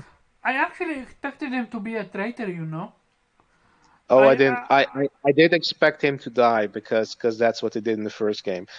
Right, they introduce you to some really likable characters early on, and then they kill them off. I didn't expect him to die. Genuinely, I didn't. I Nah, didn't per se forget about the first game. It's just I didn't watch the trailer, the final trailer, so I didn't know what gonna happen. So I was I knew it was gonna happen as soon as they started attack because I think it also he was too likable, so that's probably why he had to die. Because there is no stakes if it's somebody if they're all assholes and you don't care about them. gotcha. And anything else you wanna add? By the way, if are you saying something, Akira? Sorry. All right. By the way, if you read those texts that you can collect, there's basically every location has like a text you can collect with describes the location, and they're all written by Fashad. If you're interested. Yeah, I did, Yeah. and Okay. that was fascinating. Yeah, I want that. Yeah. Yeah. But yeah. I think all the characters are kind of interesting. I had the machines like one of my favorites. The Burr, of course, because that's an otter. Hashtag AutoNation. But AutoNation. Yeah, I mean, yeah, the Tremor Tusk definitely is. I think the Tremor Tusk is to me was the most challenging one because of all the ways it could attack, and there wasn't really say he could attack from all sides, and even if you Definitely disable weapon, yeah, definitely. I think Am I the only one that thinks Slaughterspine is the worst? no, the Slaughter Spine is quite manageable because it tends to just attack from range most of the But time. he's tanky though. He literally he eat you for breakfast, and he has It's okay, Omar. It's okay. We all Godzilla. have our weaknesses. Yeah, It's Godzilla. Like the Slayer Spine is literally Godzilla. I'm just no, saying. it's a Spinosaurus. Dude, again, you it's know? Shin Godzilla, man. Like the tail attack and the atomic breath type of beam. Yeah. Okay. By the way, Akira, it's a Spinosaurus. You know the that, right? music But- when you fight the big big shot like the Slaughter Spine or what's called Again, man, it's a Thunderjaw. Godzilla and Spinosaurus combined. Fine. Yeah, Both of them but, combined. but I would agree with you, Omar, if we talk about the Apex version, because the Apex version can be a pain I because never seen the Apex That's the Legends first version I bought. Apex is the violet ones. you can It's you the can violet find it ones. you can find it at the On the Omar. island. Yeah, you sent me, but I already deleted the game because I needed to make space for a different Okay, game. all I'm right, definitely but gonna you get it I'm gonna play it again and do it if over if I if, gotta go, if you're guys, by having the a way. hard Alright. time, sorry, Take care, everybody. okay, later, take care. Akira. Bye, Take care. Am I the only one that didn't know that apparently Apex only appears at night? They don't always appear at night, but they're Not always, more no. likely to appear at night. Okay. Because I fought a Apex Frostclaw before it was nighttime. Okay. Yeah, I there's only a location where I can only find Apex Frostclaw for some reason. But the Slaughter Spine definitely seems to be only appear at So, night. no one. But it is more challenging than of course more challenging than the regular one. But that one can one shot you if you're not careful. You know what's funny is no one is talking about Shell Snapper. They're not that hard though. I love No, it when but they they're just jump and unique. land on you. They literally, when I first encountered it, I'm like, cool. This looks nice. It's a slow turtle. Let's fight it. And this motherfucker offer. Are you You know what's fucking? worse? You know what's worse though? Fighting a group of leaf lashers. Which one? I Oh agree. That's way yeah. worse. Especially, A group of leaf lashers. Those fucking kangaroo little shits. yeah, Yeah, especially if they do the ability where they disable your focus.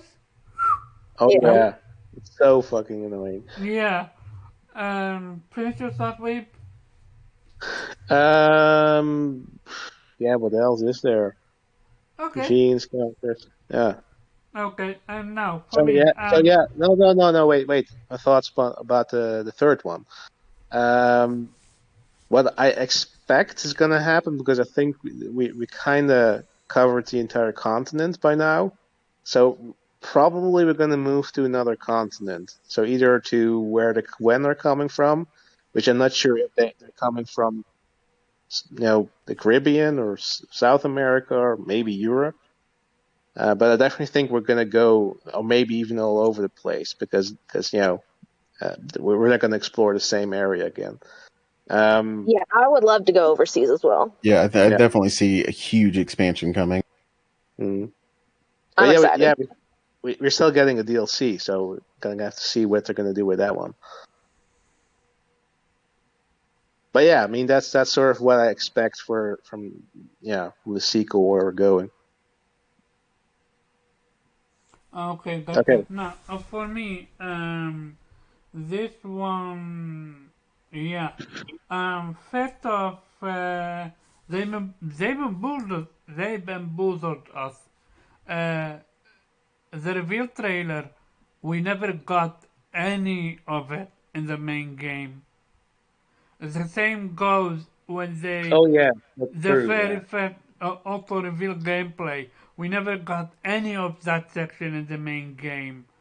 The first and the same goes to the whole Chinese dragon thing. We never got that in the main game. We got a little bit of it in the underwater section, but that's about it. I love that game. It's amazing, but it's not perfect. If it's up to me, this game needed. You're gonna beat me up for this. One more year, but not for the sole purpose of bugs and glitches. They can put that aside, but basically to refine everything, the loot system, the skill system, everything in between that I complained about and other people complained about, and additional content with Regala additional content with, because to me this game feels it needed to be bigger, but they ran out of well, basically COVID happened. That's how it feels to me. I truly believe this game was supposed to be bigger. Even bigger? Yeah, I truly believe it. Like when you have silence and you haven't seen Go off grid for a long time, and the Gala as well. Like I don't know, it feels that way. Um, But I think that's kind of the point, though. I don't think it has anything to do with time. I think it has to do with you know COVID. how these characters were implemented in the story. Because Silence was supposed to be. I mean, even in the first game, he wasn't always around, and he sort of like basically was sort of set up as an antagonist here. So who may have the same goals as Aloy, but has no doesn't care how many people have to be sacrificed for it. So I think that's the kind of the point that you're not gonna show him all the time. You're gonna keep him because the entire thing was engineered by him. Like he didn't want to be directly involved, but had an agreement with what's called the Sons of Prometheus or whatever, and they delivered the technology to Regala. Because yeah, you don't know that, but you can actually question Regala about Silence, and she doesn't know him, right? So she never met him, so he was always using him go between. So that was kind of the point of the character. He wanted to stay in the background, so he wasn't going to show himself. So I think that fits his character. And for Regala, I mean that sure, but again, the conflict there was mostly between her and the Tanakh, and not so much about the bigger threat were the Zenith, so that was never going to be the final antagonist. And again, you can sort of, if you choose to let her live, you can get her backstory, or at least you can understand why she felt like she had to do what she needed to do. I mean, still she's in the wrong, but it what she has experienced, you can understand, that turned her into what she turned into. So I think it's fine. I mean, sure, how she was built up, maybe they could have shown her a bit more, but I don't think it was, needed to, have another year of development. Do that. That wouldn't have changed, right? These are things that wouldn't have changed. That's just story things. What you could have changed is add more gameplay. But again, I don't think this game needs another year to add more content. I think it has enough content. I mean, But even though I liked Recalla, and I love Angela Bassett. I'm also glad though that they didn't just repeat what they did with the Eclipse. I felt like they were more focused on your companions, Beta, the Zenith, and the people in the world itself. Mm-hmm. yeah, with that being said, this was an amazing game, and I can't wait for what they're gonna do with part 3. Oh yeah. I'm expecting DLC. Would you guys be okay with Horizon Forbidden Horizon co-op or online? Because that's basically what they're building towards too. The way they introduce you different faction, different play style. Are they? I mean, look at Kutala how he played. Look at Zoe how she played. Look at Aaron with his hammer. And look at what's her name? Alva with her plasma Bow? weapon. Yeah, plasma bow. Like every character is different. Every character fight different. I mean, I think it'd be really cool, like almost like Borderlands type style. Like we all jump in and take down like herds of machines. I think that would be really fun. Mm. I am all for that if there is no additional, if there is no launch microtransaction or loot boxes, and also if there is no what's called uh, like for example they scrap for Horizon 3 for this. That's not something that Right, I would, right. yeah. Let me ask you guys something. How long do you think it will be until the next one? Like, do you think it's going to be another 5 years or Yeah, shorter? no, this is okay. So it depends. We seen so it so I'm gonna get slack for this, but I want new machines. Yeah, of course. Don't no. I don't want to see the old ones anymore. Otherwise, we literally be stuck in the loop that Pokemon is stuck in, where they need to bring back old machines and that take away the placement for new machines. Like imagine if 45 machines were all new. That's the game that I want now with 3. With the ability of what's his name? Wait, who was his name? Hades, not Hades. Nemesis coming from space and stuff like that. Let him come in with unique machines we never seen before. Like you have endless creativity now to make use of alien machines. Spectre, but Well, on steroids. they're not. It's not alien technically, right? Right. Well, but what I mean by that, well, they did go out of space, so they could have seen and fought different stuff.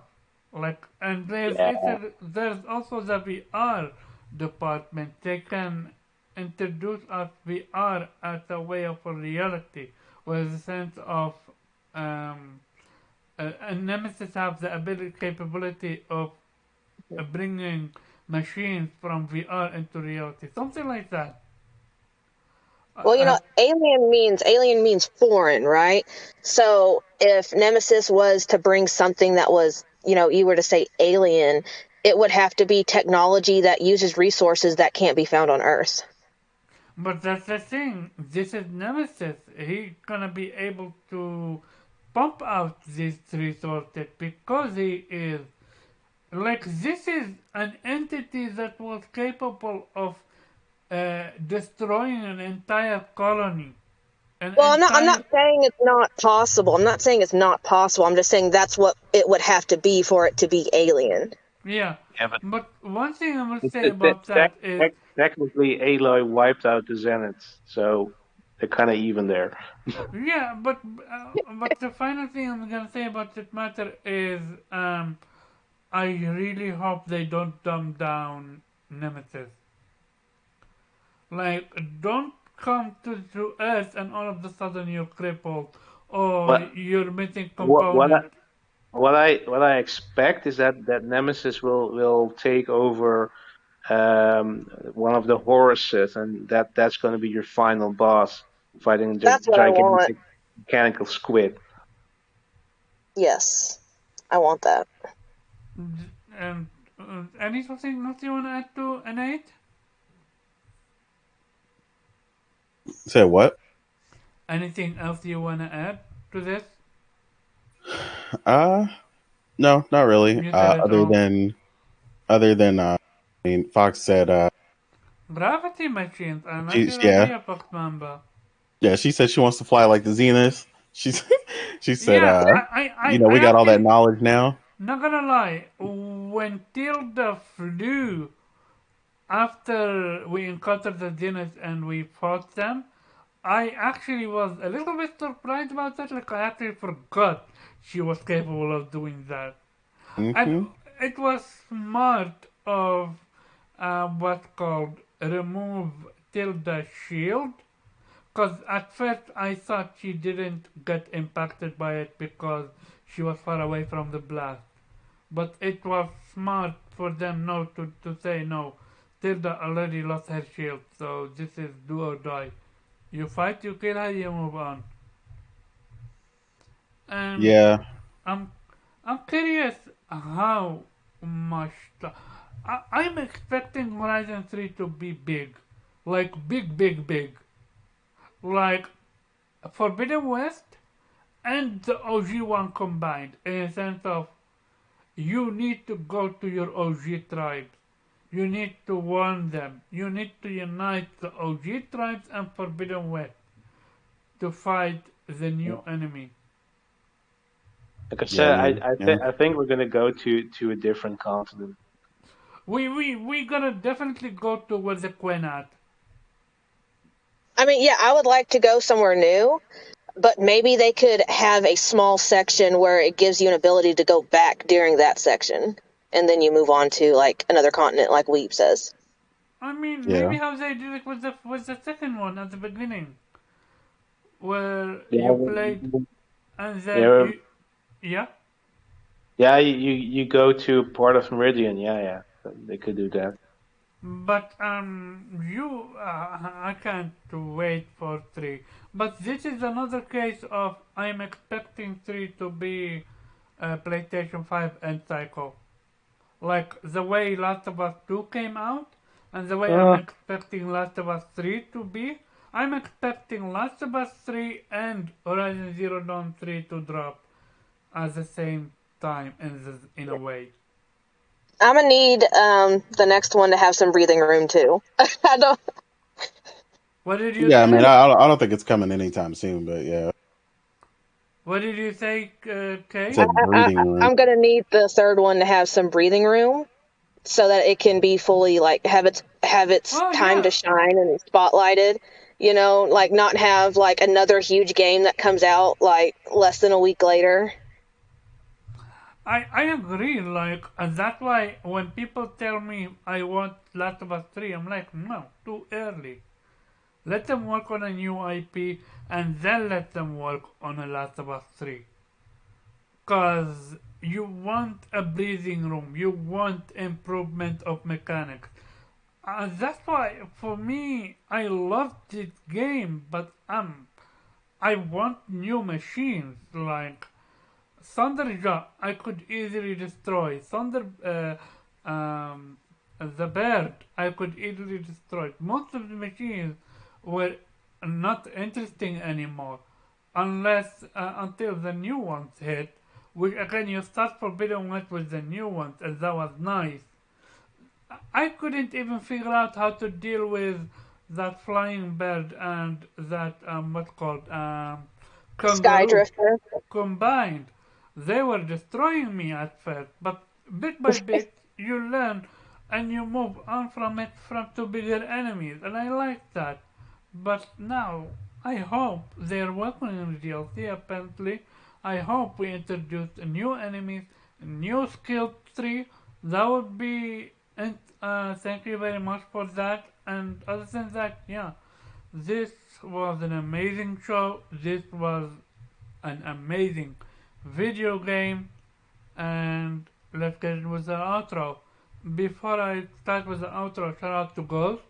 He had to leave and he couldn't come back. And what's his name? The ref couldn't make it because he would be falling asleep. And Morgan, again, she is watching Batman. I hope she's having Well, fun. also we were doing the spoiler cast, so she couldn't be here for Yeah, that. no, yeah, no. If Morgan was here, I would have not done a spoiler cast. I would never ever subject her to that. And with that being said, where people can find you, Innate? You know, just innate pretty much everywhere. On Twitter at the real innate, PSN innate, Xbox the real innate. You know, just doing what I do, just talking games, talking tech, anime, and enjoying it. Playing video games. That's what it's all about. Yep. So, yeah. who is ready for Borderlands? Well, no, Tiny Tina. Hell yes, it's almost here. Yes, Can't fucking wait. How many man. days? think it was 18 a couple days ago. So But with this one, we really need to join to form a squad and well, play it. before we had all played the game already. This Uh, time we haven't played the game. It's yeah, 12 this days. one we're gonna need to play. And I'm not gonna lie, I don't even know which character I'm gonna choose from. I absolutely have no idea what the I don't skills know yet. are. I don't know any of that yet.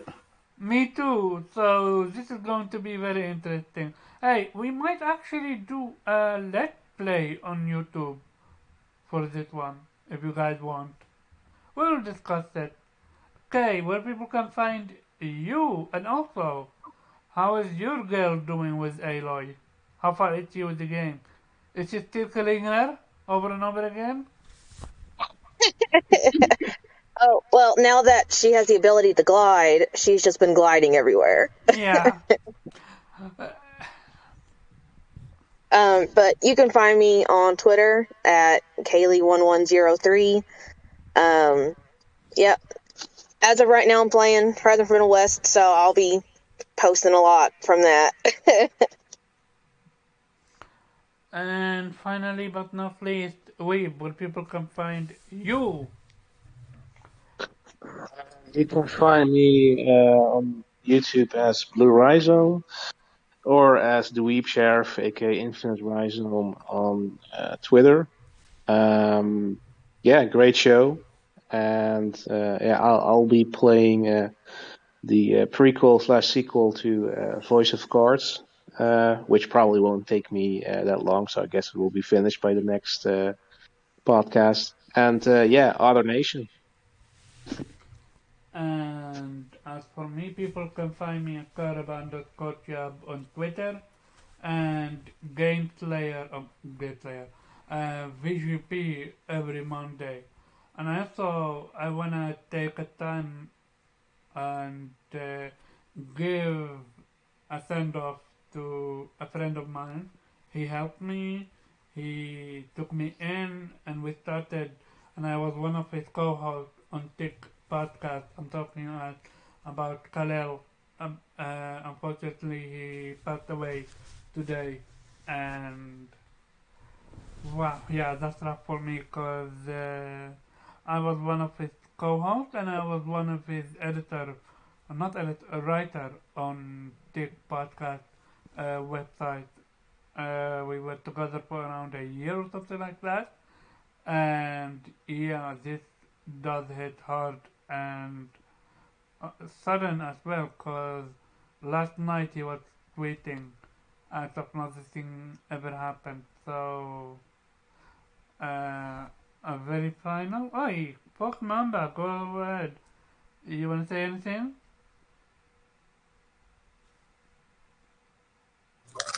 I'm just snacking. I was just wanting to listen to you guys in real time. Oh, okay.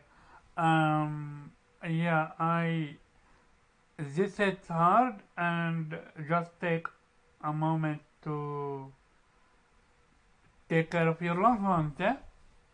Because we never know when we go, and that's why at the end of the day, do what you want to do, enjoy your time, and yeah, don't take anything for granted.